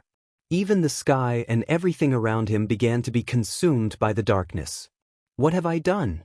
Sona said in fear as Saji screamed in pain. Out of all of the possibilities she predicted, this was not one of them. They had awoken the evil dragon inside the sacred gear, which should not have been possible. Vritra's was split between multiple sacred gears and Saji only had one of them. It looks like Vrita was able to awaken, at least partially anyway, Drake said, finally recognizing the presence. What's happening to him? Issei asked, watching as Saji was being consumed. The power is overwhelming him. He doesn't know how to control it, Drake explained to him. He definitely feels like an evil dragon. I didn't think we would run into one here, Issei said, being wary of him. Vritra was the prison dragon. You should be careful around him, Draig warned him. Suddenly Saji was still and silent. The black flames whirled. Around him and those close to him waited in trepidation. Sona stood up cautiously, observing him closely. Tsubaki stood close by, not sure what to do. Saji? Sona asked anxiously. No, it's not Saji. Vritra laughed in a deep voice. Suddenly Sona and everybody near was on their guard. This wasn't good at all. Saji was key to their plan, and suddenly his life and sanity was at stake. That kind of power could tear his body apart, not to mention what that dark power was doing to his mind. Don't worry, I made a pact with the brat, which I intend to honor, Vritra said, turning his gaze to Riser Phoenix. 2 of the Oppai warriors have been eliminated. Now it looks like Sona Citri has finally unleashed their secret weapon. It looks like the tides have turned, the announcer said excitedly as the crowd watched from the edge of their seats. The tournament has finally began to boil down. It's an all-out bloodbath for the title. Who will be King of Kings and who will win the fair hand of the Oppai princess? The announcer said, angering Rias. I'm going to kill whoever that guy is. Rias yelled angrily as Grafia restrained her. Calm down, he's just doing his job, Grafia said, trying to calm her down. He doesn't have to call me that. I'm going to find out whoever that guy is and make him pay. Rias said, swinging her fists through the air in a tantrum. He does kind of look familiar, Surzek said thoughtfully, but then just shrugged his shoulders. Isse Hyoudou shook angrily because he had allowed Asia and Gasper to be eliminated right in front of him. Though he knew Kiba was going to handle it, he was the kind of friend he could count on. Aquino stood next to him, and the 2 of them looked up at Riser Phoenix, sitting on his throne. Halfway between Riser and them was Ravel, wearily keeping an eye on Isse Hyoudou. Issei flew at the 2 of them with Aquino right behind him. Ravel's eyes suddenly went wide as she panicked. Don't come near me, pervert! Ravel screamed and flew off. Era looks like you scared the little birdie away, Aquino said, laughing. I'm sorry, I'm so lecherous, Issei said, letting out a deep sigh. Riser finally stood up from his throne, looking down at the rest in annoyance. To say he wasn't frustrated was an understatement. Most of his peerage had been eliminated and the rest were barely able to hold their ground. If you want something done right, you got to do it yourself, Riser said to himself as he straightened out his jacket. Issei and Aquino landed close to him and Riser turned to face them. Riser didn't even know who these devils were, but they were blatantly in his way. It seemed to him that their king was the weakest, so Riser was going to take him out. He didn't want to waste any more time on them than he had to. Hey, I got a question for you, Issei said suddenly. Yeah, what's that? Riser asked him. How did you get so many women in your peerage? Issei asked, generally impressed. Hada delicately, Riser said, smirking. Nothing about you seems to be delicate at all, Aquino said, laughing slightly. Maybe you'd be interested in joining? Riser asked, looking towards Aquino. Era, you could never replace Issei, Aquino said, hugging Issei's arm. You're right. Trash belong together, Riser said smugly. Hey! Issei said angrily. Issei charged Riser, already not liking the guy. Riser didn't move or even attempt to block. Issei punched him square against the face, pushing him back. Riser smirked again as the cut on his face instantly healed. You can't hurt me, I'm an immortal peach, Riser started to say before he was suddenly talked from the side. All Issei saw was Riser standing there, a bunch of black flames, then nothing. Issei looked to his left, where there was now a huge hole in the stadium. Standing in front of the hole was Saji, covered in black flames. Vritra, Draig said wearily. Well, if it isn't the Red Dragon Emperor, Vritra said a little unfriendly. You ignorant piece of trash, Riser said angrily, as his body began regenerating itself. Soon after, Sona, Tsubaki and Kisha landed behind Saji. The 3 of them looked ready to fight. This fight is mine, Vritra said warningly. Immediately Vritra charged at Riser and the 2 of them clashed with red and black flames. In front of Issei, the other 3 prepared to fight him and Aquino. Kisha flew up high and Aquino followed her, and they began their fight in the sky. Kaneko was slowly gaining ground on Nimra and Yura. The 2 of them could not believe the strength of Kaneko's punches. They quickly learned that it was better to dodge them than to block them. Nimura went in for a high kick as Kaneko had her back turned. She was surprised when Kaneko caught her leg out of the air and swung her towards Yura. The two of them collided, rolling in the dirt. They struggled to stand up, panting from exhaustion. The two of them charged together at Kaneko. Kaneko grabbed Yura's arm and threw her over her shoulder. Then she ducked under Nimura's kick, and with nowhere to go, Nimura was left vulnerable to Kaneko's next attack. With a powerful blow to her stomach, Nimura was sent flying backwards and into the stadium wall. She began to disappear in a white light as the rubble collapsed around her. Yura tried to surprise Kaneko, but Kaneko could sense her. She sidestepped Yura and dealt a solid blow to her stomach. Yura instantly coughed up blood but stood her ground. Kaneko then swept her feet out from under her, and before she hit the ground, Kaneko brought her foot down on Yura's midsection. Yura was blasted into a small crater, leaving her defeated, and she also began to disappear in a bright light. Kiba was having a difficult time fighting a knight on horseback. The horse from the underworld was fast, and his lance gave him more range than Kiba's sword. He charged and charged again, and Kiba kept dodging and rolling out of the way. If he was going to finish this, he was going to have to do it in one blow. Kiba watched his movements carefully, looking for an opening. Baruka charged Kiba again, and Kiba barely dodged the tip of his lance again, but Baruka swung it sideways, hitting Kiba across the shoulder. Kiba rolled to the ground holding his injured shoulder. This time Kiba saw an opening. Kiba switched his stance to a two-handed one, holding his sword down low to his side. Baruka eyes him carefully and with a final charge, prepared to finish him off. Kiba relaxed himself, focusing solely on the opponent in front of him. Just before Baruka's lance struck Kiba, he stepped to the side and jumped. Kiba's cut through his lance, splitting it clean in two. His sword traveled all the way to its intended target. Kiba's sword sliced Baruka across the chest, leaving him stunned. Kiba landed on the ground as the horse trotted to a stop behind him. "Impossible," Baruka said as he fell from his horse and was eliminated.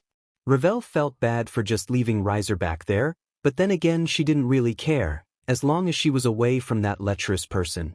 She wouldn't be able to stand the embarrassment if he used that technique on her, especially since it would be broadcasted all over the underworld. She joined up with the rest of the peerage, who was barely holding their own against Sarorg's peerage. She wanted to distract herself from the perverts, so she decided to help out as best she could. With the added pressure, Riser's group was able to push back Sarorg's group. Ravel couldn't believe how strong all of these other peerages were. She thought that Riser's peerage was strong and never expected this. Whether it was luck or not, the lightning dragon that was flying around came down and attacked Sarorg's group from behind. It struck down a rook and a bishop who were unable to defend against it and Riser's group. Now that the odds were now 6-2, it was only a matter of time before the other rook and bishop were eliminated. Of course, they were not going to go down without a fight, and eliminated 2 pawns and a rook before Sarorg's last rook and bishop were eliminated. Isse Hyoudou watched as the prison dragon and the phoenix fought. The black and red flames scorched everything as they attacked each other. Across from him were 2 women with luscious Oppai. "Who exactly are you? What is it that you want?" Sona asked him, pushing up her glasses. "I am Isse Hyoudou, and I will become a harem king," Isse said proudly. "I knew it, you are just a lecherous beast," Tsubaki said distastefully. "I should work on my intro," Isse mumbled. Tsubaki charged him with her naginata. Isse barely had time to dodge her. She was fast, but Isse had been training with Kiba every day for years, and Kiba was even faster. Isse was able to keep dodging Tsubaki, but he was caught by surprise when Sona started attacking him with her water-based magic. Isse was caught in the side and blown into the wall of the stadium. He barely managed to recover before Tsubaki was on top of him with her blade. In a split second, Isse was able to summon his gauntlet and use it to block Tsubaki's blade before it could take his head off. He pushed her back and Tsubaki stood next to Sona. Both of them ready to fight Isse with everything they had. Akino was fighting high in the sky against Keisha. Akino had seen her magic and what it could do. Akino was not about to let Keisha hit her with her own attack. As Akino attacked Keisha with her holy lightning, She paid attention to the holes Keisha opened up in the sky. When her holy lightning was swallowed by one hole and directed back towards her by another, she would raise her hand to redirect her own attack. Keisha kept opening up more and more holes to deflect the holy lightning. No matter how many times she tried, Keisha couldn't strike Aquino with the holy lightning. Era, it seems we aren't able to hit each other, Aquino said laughing. You haven't even seen the extent of my power, Keisha said confidently. Oh, then perhaps we should make this more interesting, Aquino said smiling. Suddenly the sky began to darken and flashes of lightning could be seen above the two queens. Keisha barely had time to react before a lightning bolt struck her from the clouds. She created a hole and sent it towards Aquino. Aquino laughed and sent the lightning right back at her. Soon Keisha was being attacked by multiple lightning bolts, and everyone she sent to Aquino was only sent back. Keisha started making more and more holes to deflect the lightning, and she had to start making the holes bigger and bigger to swallow more of them. Aquino looked like she was dancing as she caught the lightning and sent it back to Keisha. The entire time she had a sadistic smile on her face as she fought with Keisha. Keisha was getting worn out. There was no way she was going to be able to keep deflecting all of these lightning bolts. Kaneko joined Kiba in the middle of the map. Both of them were facing Serorg with determined looks. Serorg's pawn stayed behind him, not intending to fight as Serorg stepped forward. Without any signals, Kaneko and Kiba attacked Serorg simultaneously. Kiba reached him first, bringing his sword down on Serorg. He dodged Kiba's sword only to run into Kaneko. He blocked Kaneko's small fist but was pushed back several feet. The two of them didn't let up and kept up the pressure in Serorg. Serorg was a master martial artist, and the two of them had trouble landing a solid blow. You two are good, Serorg said, complimenting their speed and strength. Serorg started to go on the offensive. Kaneko tried to block one of his punches but was knocked off her feet and went tumbling through the dirt. Kiba feigned his attack and created an opening. He brought his sword down on Serorg's shoulder. It was as if Kiba had struck steel. The sword had barely cut him at all. Kiba barely dodged his counterattack and retreated back to Kaneko. He is using his pure energy to create a shield around himself, Kaneko explained. Even if I can hit him, it won't do any damage, Kiba concluded. I'm not fast enough to land a serious blow, Kaneko told him. Then I will create an opening for you, Kiba said as he raised his sword towards Serorg. Issei had been going back and forth fighting Sona and Tsubaki. It was difficult to go on the offensive with Sona's very versatile water magic. The two of them made a good team, and they were even able to wound Issei. Issei jumped back and raised his gauntlet. Boost, boost, boost, boost, boost. Dragon shot. Issei yelled, aiming for the two of them. The massive blast blew a huge hole in the stadium. As the dust began to clear, Sona and Tsubaki were still standing. The blast had injured Sona's arm. She was holding it, glaring at Issei. Tsubaki was breathing heavily, still holding her Naginata high. What kind of devils are you? Sona asked Issei seriously. Huh? Issei said, confused. What is someone like you doing in this tournament? Sona said, letting out her frustration. Someone like me? I may not understand everything and I may be lecherous, but that's who I am. I may not live in a mansion or have responsibilities like you, but I do know one thing. We are all devils and we all have hopes and dreams. So, someone like me is fighting for those dreams, Issei said in an awe-stunning speech. That was so beautiful, the announcer said as many tears were shed in the audience. You may be able to fight for your dreams, but my friend can't. So I will fight for her, Sona said, raising to her feet. Sona and Tsubaki redoubled their efforts against Issei. They both had a new look of determination on their faces. The fighting continued on as the fate of Rias Gremory hung in the balance. Aquino and Keisha were fighting a fierce battle in the darkened sky. Lighting erupted throughout the whole battlefield. The longer they fought, the more worn out they were becoming. Both were breathing heavily from their battle. It seems like you are running out of stamina, Aquino said mockingly. Huh, the same thing could be said about you, Keisha retorted. Perhaps, Aquino said, grinning. Aquino summoned her holy lightning and it shot out from her hand directly at Keisha. Aquino was getting worn out and Keisha knew it. Keisha was only going to get one chance. She absorbed the lightning from Akino's attack like usual, except this time was going to be different. She opened the hole above Akino and Akino prepared to redirect the lightning again. Keisha smirked as knew that this fight was over. After she had absorbed the holy lightning, she used a technique that she had not used before to catch Akino off guard.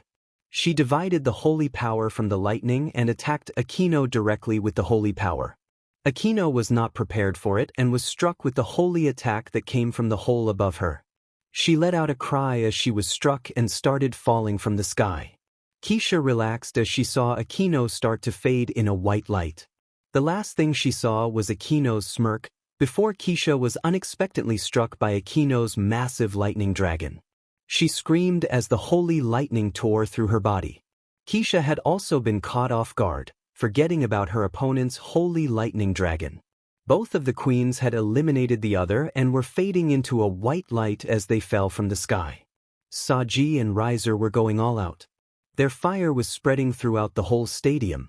Saji was practically going berserk, but Riser kept regenerating every time. His black flames tried to wrap around Riser, but he pushed back the black flames with his own. No matter how many times Riser struck Saji, he kept coming back.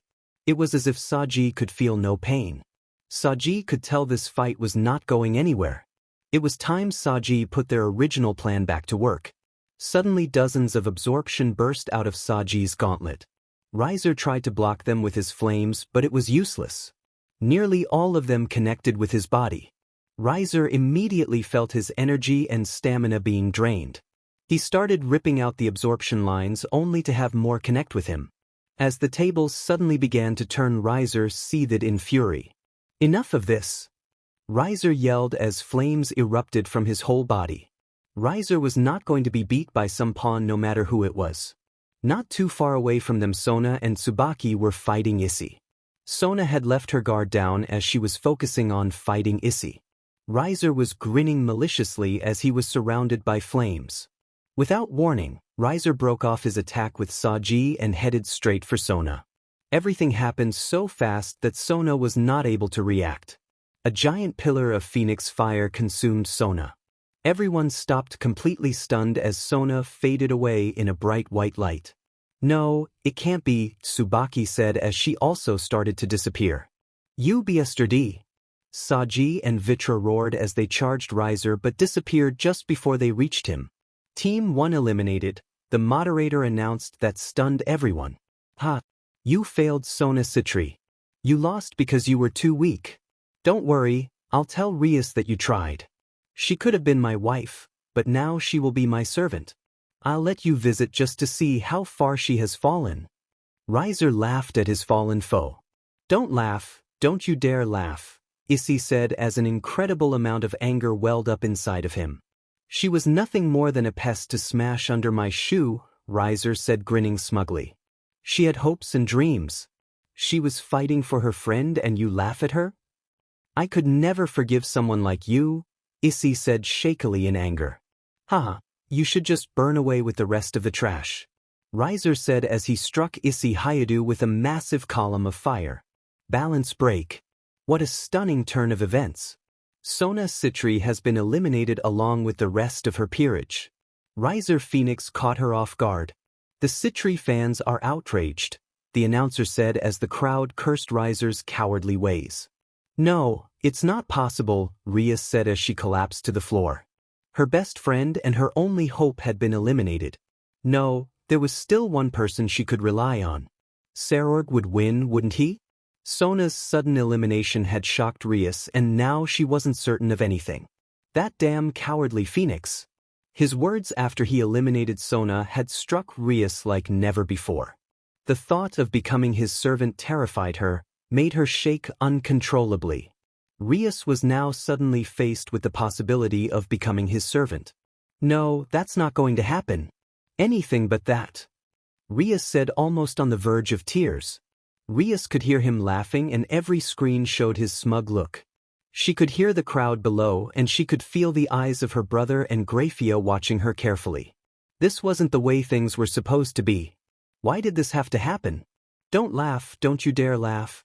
Rias lifted her head to see Isse Hyoudou on all of the screens. For the first time he was completely serious.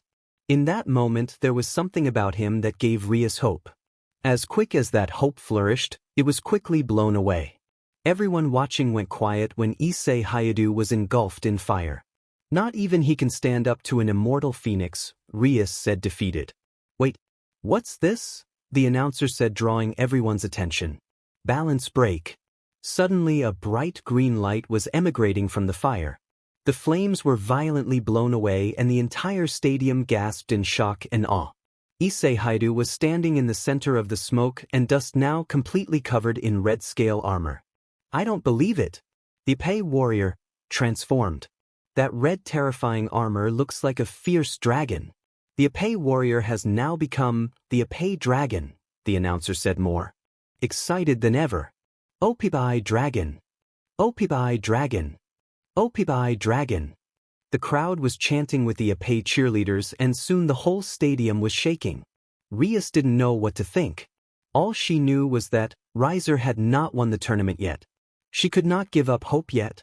Kick his butt, Rias said, quietly cheering on Isse Hyoudou for the first time.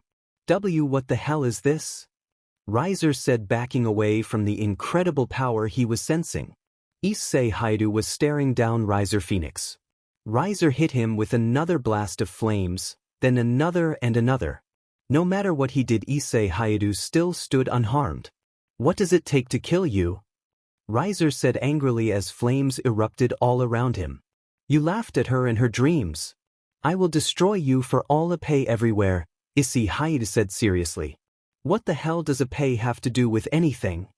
Rias Phoenix said without realizing the mistake he just made.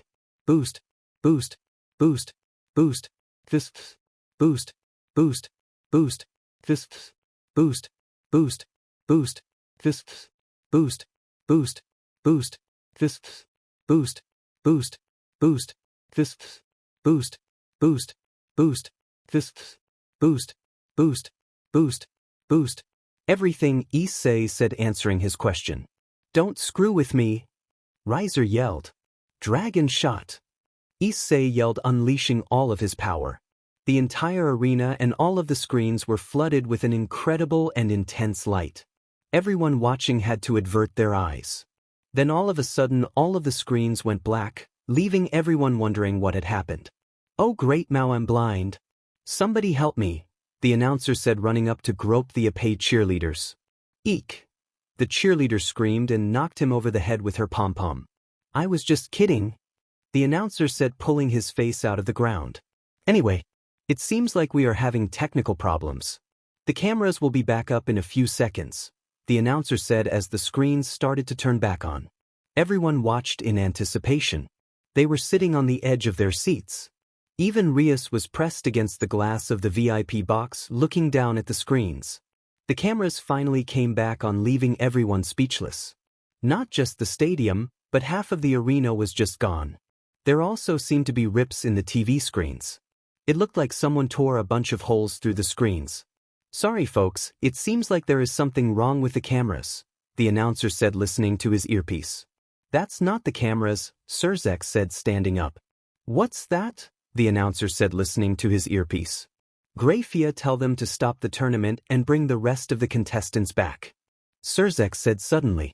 Understood, Grafia said, leaving immediately. What's going on? I thought we couldn't stop the tournament? Rias asked her brother. Ladies and gentlemen, it seems like the dimension used to create the arena was not strong enough for that blast. The dimension is collapsing. The rips you are seeing on the screen is where the arena is collapsing into the dimensional gap, the announcer said seriously for the first time. That means... Rias said, completely stunned. If they fall into the dimensional gap, they could be lost forever. That is, if they can survive in it, Surzek said completely seriously. I've just received word that Rias, or what's left of him, and his peerage were eliminated and safely removed from the arena. Also, it appears that Isse Hyoudou's knight and rook were eliminated just prior to the blast and have also been safely removed. The only people remaining in the arena is Isse Hyoudou, Serorg, and his pawn. It seems like we are going to have to transport them back and rebuild the arena for their safety, the announcer said as the cameras found Issei and the other two. Wait, I'm getting word now.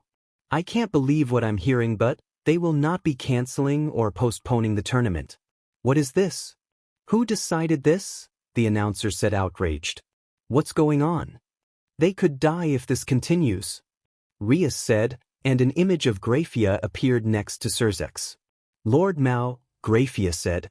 What's going on? He asked her. The noble houses are preventing us from interfering with the tournament. We cannot intervene without going against them, Graphia said. What? Why would they do that? Rias asked. There needs to be a winner, and if Issei and Serorg cannot survive this, Riser would be the runner-up, Surzek explained, trying to suppress his anger. But he has already been defeated. Rias argued. It doesn't matter. They want their revenge and don't care about the consequences, Surzek said. So there is nothing we can do? Rias asked.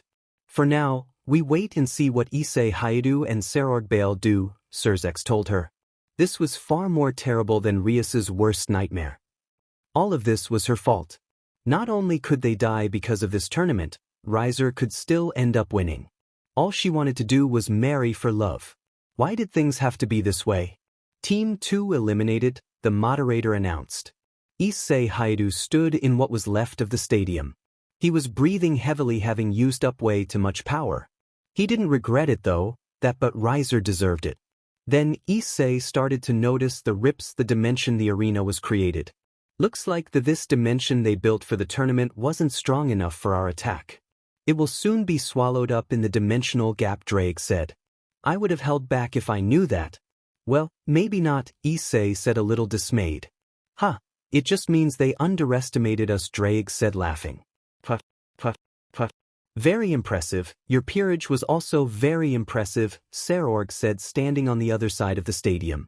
Who are you? Where is everyone else? Issei asked him. My name is Serorg Bale and this is my pawn. Everyone else has been eliminated. It's just us, Serorg told him. What? No way. Issei said, surprised. Consider it a good thing, partner. They would not be able to survive in the dimensional gap if they slipped through the gaps, Drake told him. Issei observed Serorg closer. He had cuts and bruises across his body. It looks like Kaneko and Kiba didn't go down without a fight. This guy must be pretty strong if he defeated both of them. It doesn't look like we have much time and it seems like they aren't going to fix it.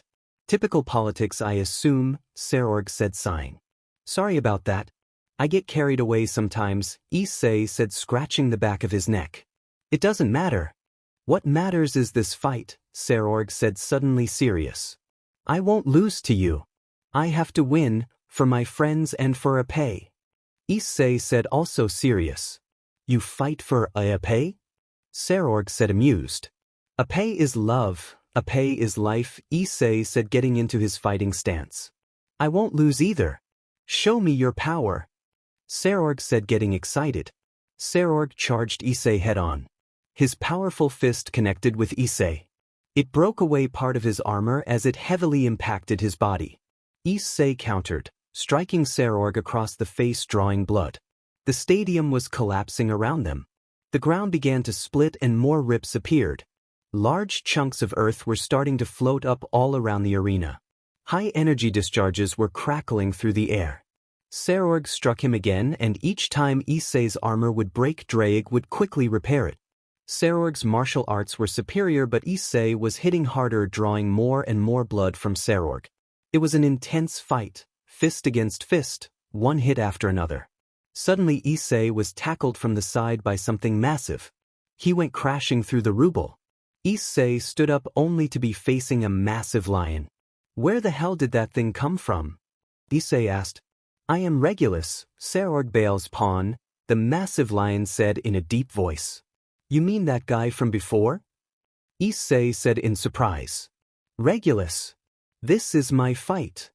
Serorg said angrily. I'm sorry, master, but this is the Red Dragon Emperor. Where, me and you can defeat him. Regulus said. Serorg was about to argue, but the ground started to crumble away beneath him. He jumped up onto higher ground. There wasn't any time left, he had to end this now. Serorg realized he had to throw away his pride before it cost him everything. I guess I have no other choice in a situation like this. Regulus. My lion. King of Nemea. You who has been called Shishu. Answer my howl and turn into my armor. Sarorg commanded. Balance break, roared Sarorg. Balance break, roared Regulus. Time is running out and the final match has begun. It's an all-out brawl. The arena is collapsing all around them. If those two are not careful, they could slip into the dimensional gap and be lost forever. The announcer said, more intense than excited. Rias was at the end of her nerves. She wanted Sarorg to defeat Issei quickly before both of them lost. The way the fight was going so far worried her. It looks like Isse Hyoudou has the upper hand. Doesn't that make you happy? Grafia asked almost seriously. What? That doesn't make me happy at all. I want Sarorg to win. Rias said angrily. I heard you cheering for the Oppai dragon, Grafia said grinning. I was not. Besides, even if I did, it was only for the complete obliteration of that pig riser. So please stop teasing me in such crucial moment of my life. Rias said, becoming flustered. They were all watching the intense fight, as Sarorg's pawn suddenly turned into a lion. More than a few people were surprised, the announcer being one of them. Is that the Regulus Nemea, one of the 13 Longinus? One that moves by itself and is reincarnated into a devil? A sacred gear like that is very interesting. I mean, what a cool lion, the announcer said, trying to contain his excitement. Everyone's attention was drawn to the massive lion. They all watched as Sarorg summoned his armor to him. The lion turned into bright glowing lights and began to surround Sarorg. Everyone watched in awe as the golden armor with its long lion mane appeared on Sarorg. What an unbelievable turn of events. Regulus has turned into a brilliant golden armor for Sarorg. It's now one-on-one, Sacred Gear user versus Sacred Gear user. This is the final battle for the Tournament of Kings, the announcer said. Isse Hyoudou, right? I'm sorry for not taking this serious before. I forgot that this isn't just a game, Sarorg said. Be careful, partner. That Sacred Gear is also a Longinus that has achieved a balance breaker, Drake warned him. My heart is pumping so fast. Facing this man is exhilarating. Issei said. Sarorg launched off the large rock he was standing on, completely shattering it. Isse Hyoudou braced himself as Sarorg collided with him. With one punch, Sarorg shattered Issei's helmet and Issei went flying into one of the floating boulders. His attacks are so much stronger. Issei said, amazed, as Drake repaired his armor. Issei dove down out of the sky and tackled Sarorg to the ground. They exchanged blow after blow. Each hit would shake the already crumbling arena. The more they fought, the wider the rips in the dimensions would become. Boost, boost, boost, boost, boost, boost. Dragon shot. Issei yelled. The shot was fired directly as Sarorg and hit him square in the chest, but didn't seem to have much effect on the lion armor.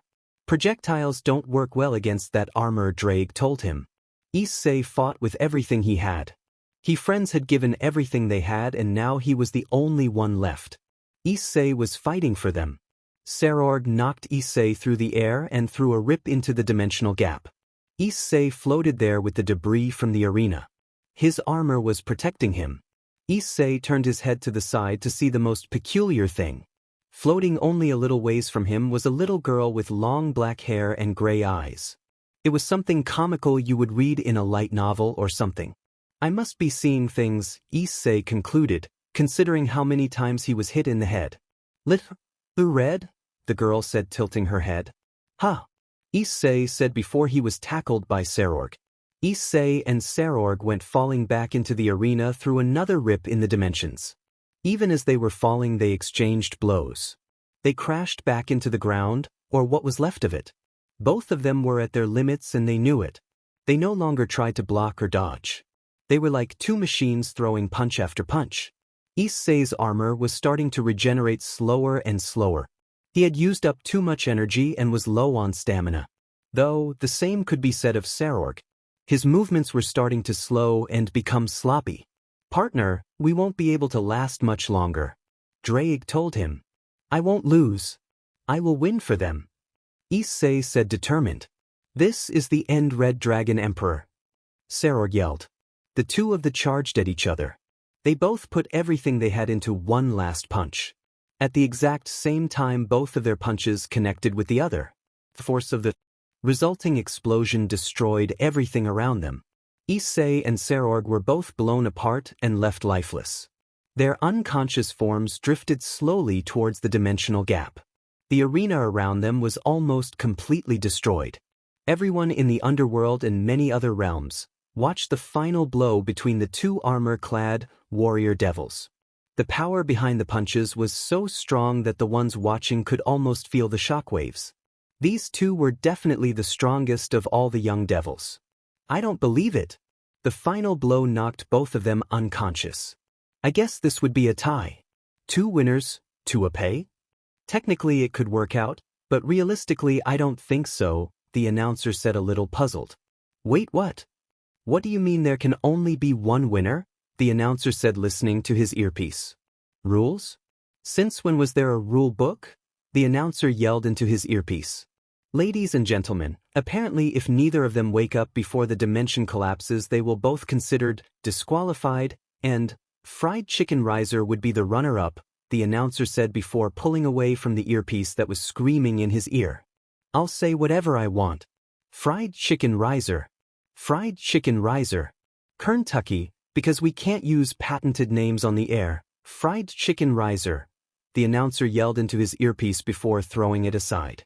If they don't wake up soon, both of them are going to get trapped in the dimensional rift. Come on, wake up you idiots, the announcer said. Everyone watched as Issei and Serorg started drifting into the dimensional gap. Rias was completely terrified as she watched her only hope she had left drift into the dimensional gap. No, no, no, wake up, Rias said, leaning against the glass in their VIP box. Somewhere in the crowd people started chanting for them. It started building faster and faster as everyone was cheering for Issei or Serorg.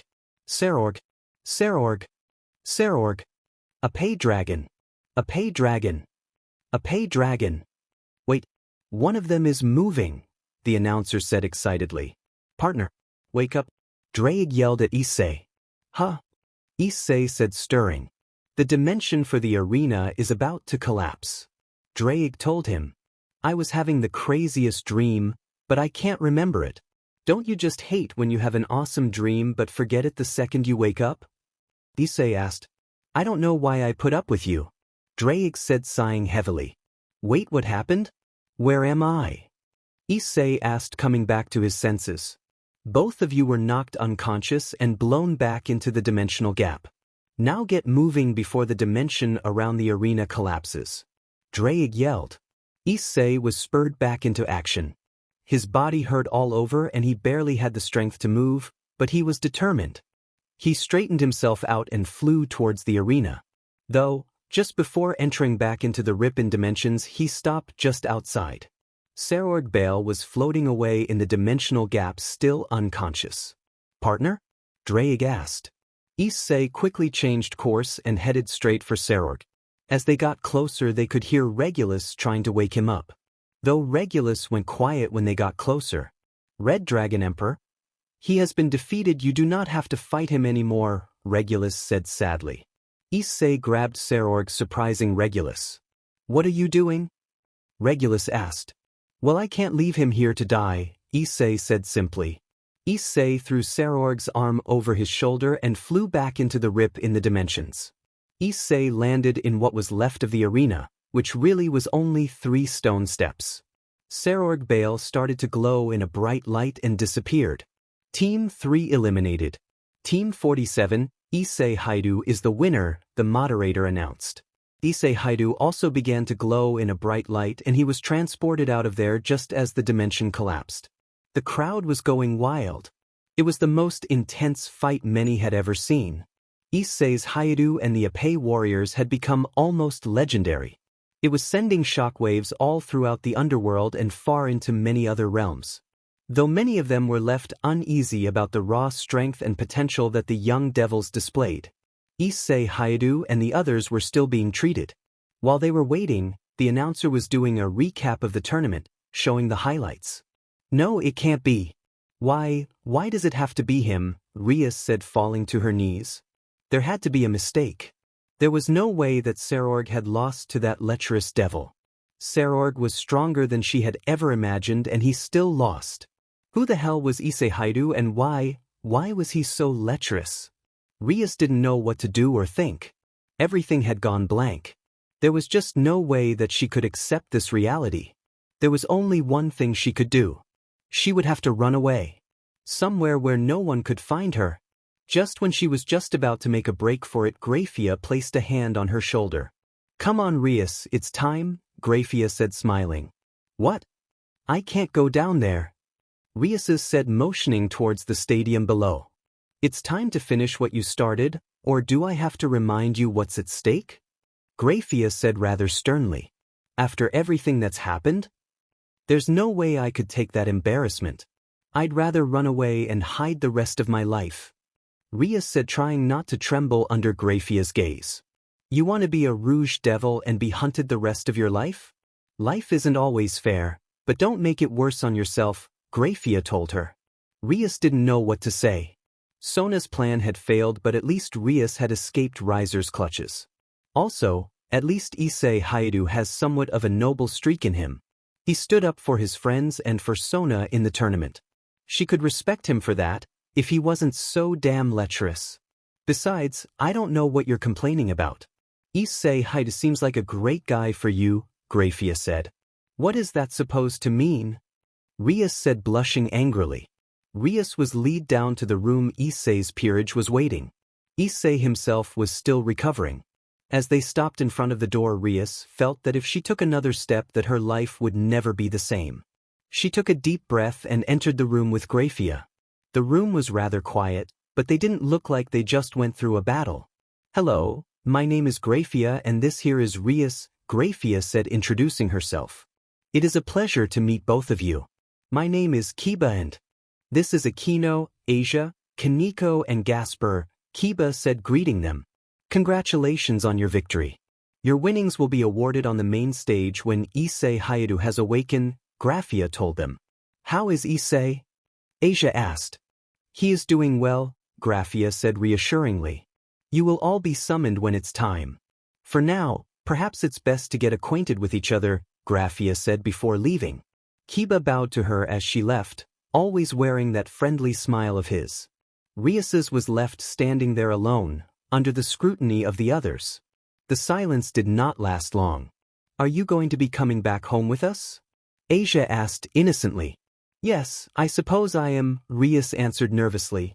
"Then I'm sure we can be good friends," Asia said, smiling. "I hope so," Rias said. Rias couldn't help but smile at the innocent girl. They all seemed nice enough, but Rias couldn't help but feel on edge. She supposed she was off to a better start than if she would have been with Razor. Rias shuddered at the thought. Era, is there something wrong?" Akino asked knowingly. "It's nothing," Rias said quickly. "Don't worry, I'm sure you will fit right in," Kiba said, smiling. "Why don't we sit down and have some tea?" Akino said as they sat down. "Can I ask what you think of Issei Hyoudou?" Rias asked carefully. "Issei-senpai is the worst," Kaneko said bluntly, obviously still mad at him for using those lecherous techniques. "Ask whatever you want, we won't bite much," Akino said, giggling. "He's not always so," Rias started to say. "Lecherous," Kaneko said for her. "Is he?" Rias asked nervously. Era, he's always been like that," Akino said, grinning in a way that made Rias uneasy. "Yeah, not particularly subtle," Kiba said. "Issei isn't so bad," Asia said defensively. "Issei saved me from Rouge Fallen Angels," Asia said. "Issei-senpai saved me too," Gasper said from inside his box. "Issei Hyoudou saved all of us from terrible fates. We would follow him anywhere, even if he gets lost," Kiba said, and Akino giggled. "Issei-senpai is tolerable," Kaneko concluded, her face turning slightly redder. "Kaneko, your face is all red, are you sick again?" Asia asked, innocently, causing Akino to giggle and Kaneko to turn redder. Rias was left even more on edge than before.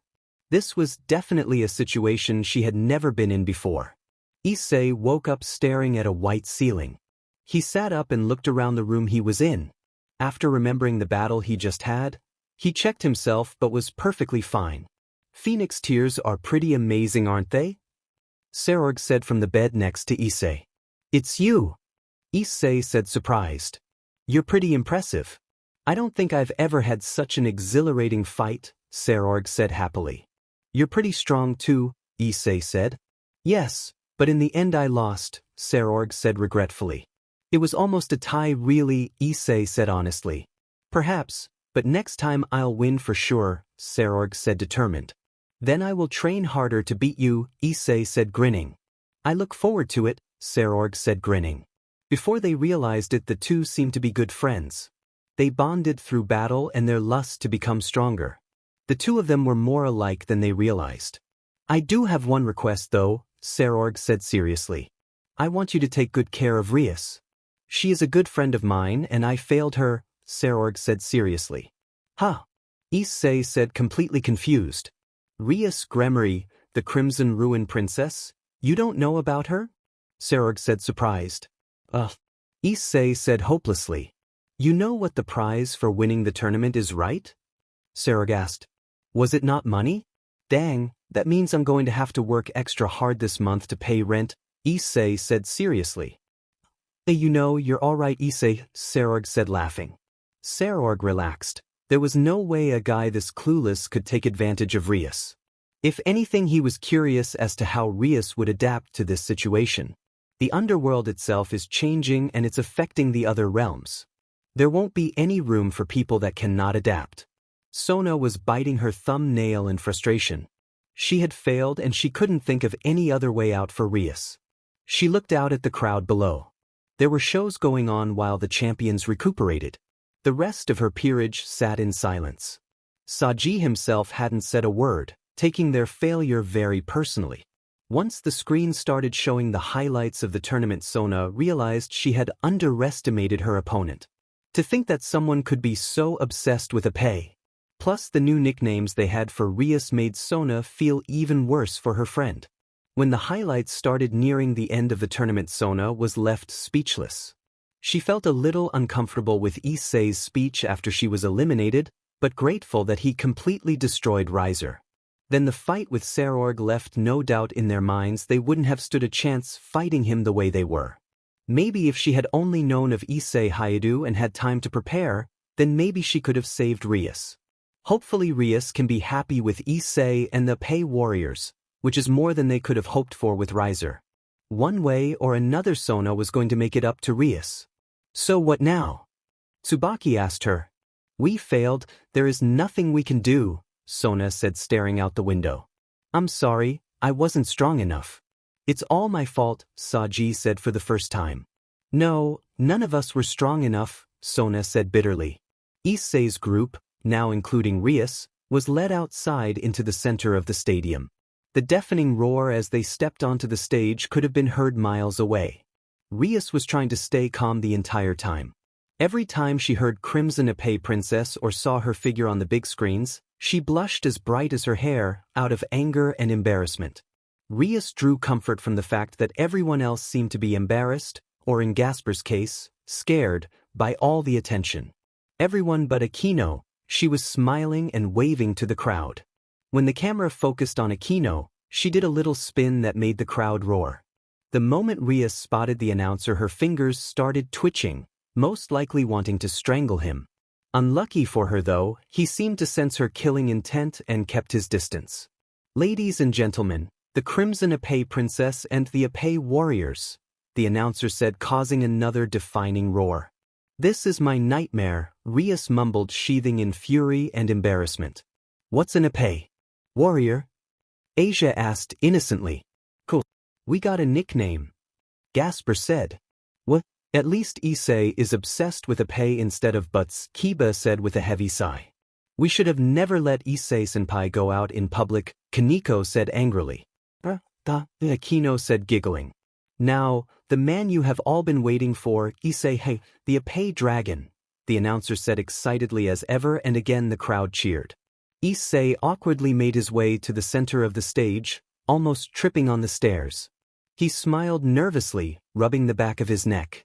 Issei, you and your peerage have performed some spectacular achievements and have inspired countless number of people throughout the underworld and further, the announcer said. I did. Issei said simply. Now, I believe it is time for you, the King of Kings, to claim your prize, the announcer said.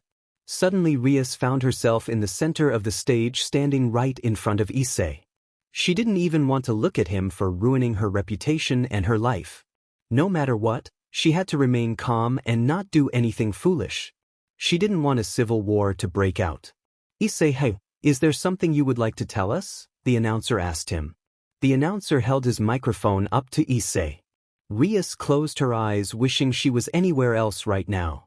You could see her visibly shaking. So, beautiful, Issei said suddenly. Rias was so stunned she almost tripped standing still. That was the last thing she expected to hear. Rias finally turned her head to look at him, but he wasn't looking back at her. He was staring at her Oppai the whole time. Rias looked down. Isse Hyoudou had just grabbed her Oppai in front of millions of people. Snanet. Everything that had been holding Rias back up until now suddenly snapped. She no longer cared as she started a civil war or another great war. With power she didn't know she had, Rias smacked Issei so hard across the face that flames were coming off her hand.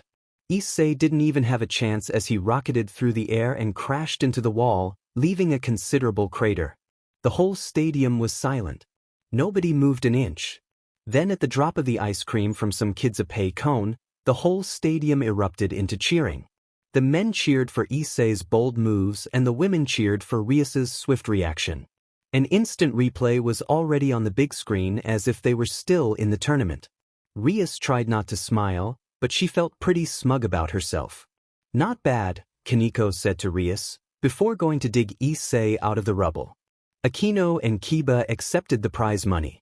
Kaneko quickly returned with Issei, who was still unconscious.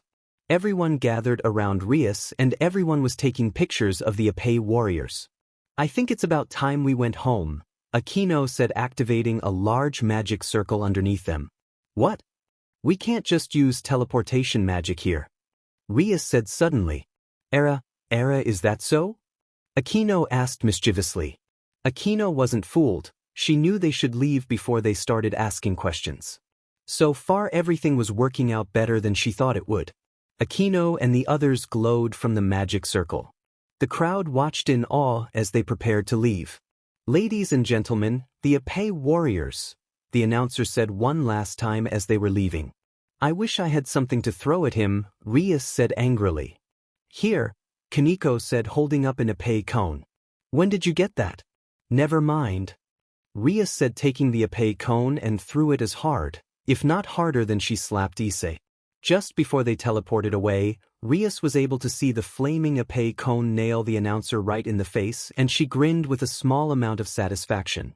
Surzek stood up in the VIP room looking down at the stadium as his sister teleported away. A moment later Grafia entered the room. Were you able to place the tracker on her? Surzek asked. Yes, Masama, Grafia said, bowing slightly. Keep me updated. I've got to make sure the noble houses are sated, Surzek said as he left the VIP box. Rias watched helplessly as they teleported away from the underworld. She thought she would at least get to say goodbye to Sona and the others. As they arrived, Rias noticed they were now in the human world. She grew even more curious who these devils were. Also, by the looks of it, they were also somewhere in Japan. Is this where you live? Rias asked. Yep, our house is just up there, Asia said, pointing down the street. I hope we still got some food left, Issei said skeptically. I don't think we paid our power bill either, Kiba said. I'm sure we will figure something out, Aquino said. They talked to each other as they walked down the street. Not too far down they arrived at their house. It was just like any other house, except that there was a pile of stuff sitting outside and piece of paper stuck to the door.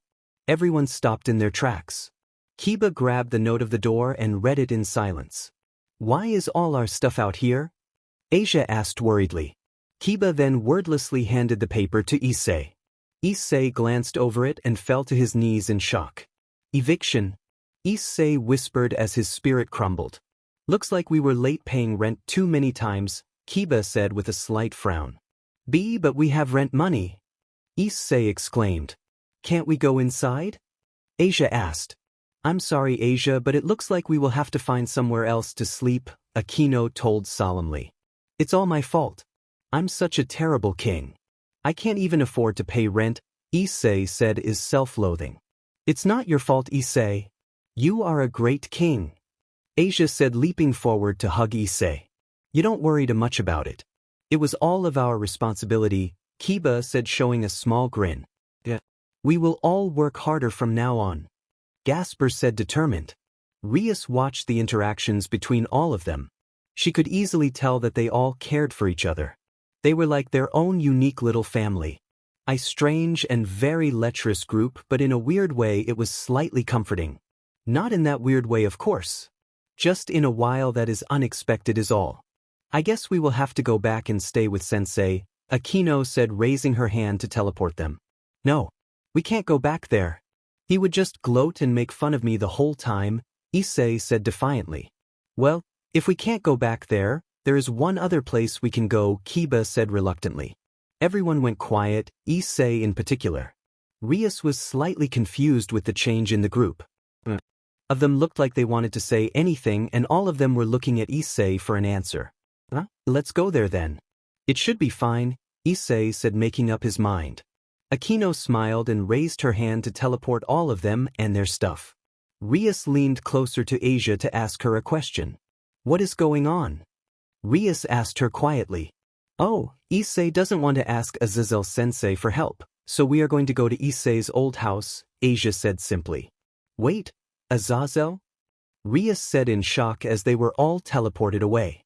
Off in the distance, a certain dragon was watching Isse Hyoudou closely. Oppai had been greatly interested in the sudden silence in the universe. Ever since Great Red stole her home, Oppai has never had a moment of peace, until Isse Hyoudou and his unknown power to silence the universe for a few seconds. The more she watched him, the more intrigued she became. Little Red, you will help me defeat Great Red, Oppai said, thinking about living in silence once more. As she was watching Issei, Oppai saw Rias Gremory defeat Issei with a single blow, and the universe was quiet for a few more seconds. Little Red Devil, you will also help me defeat Great Red, Oppai said, showing a rare smile.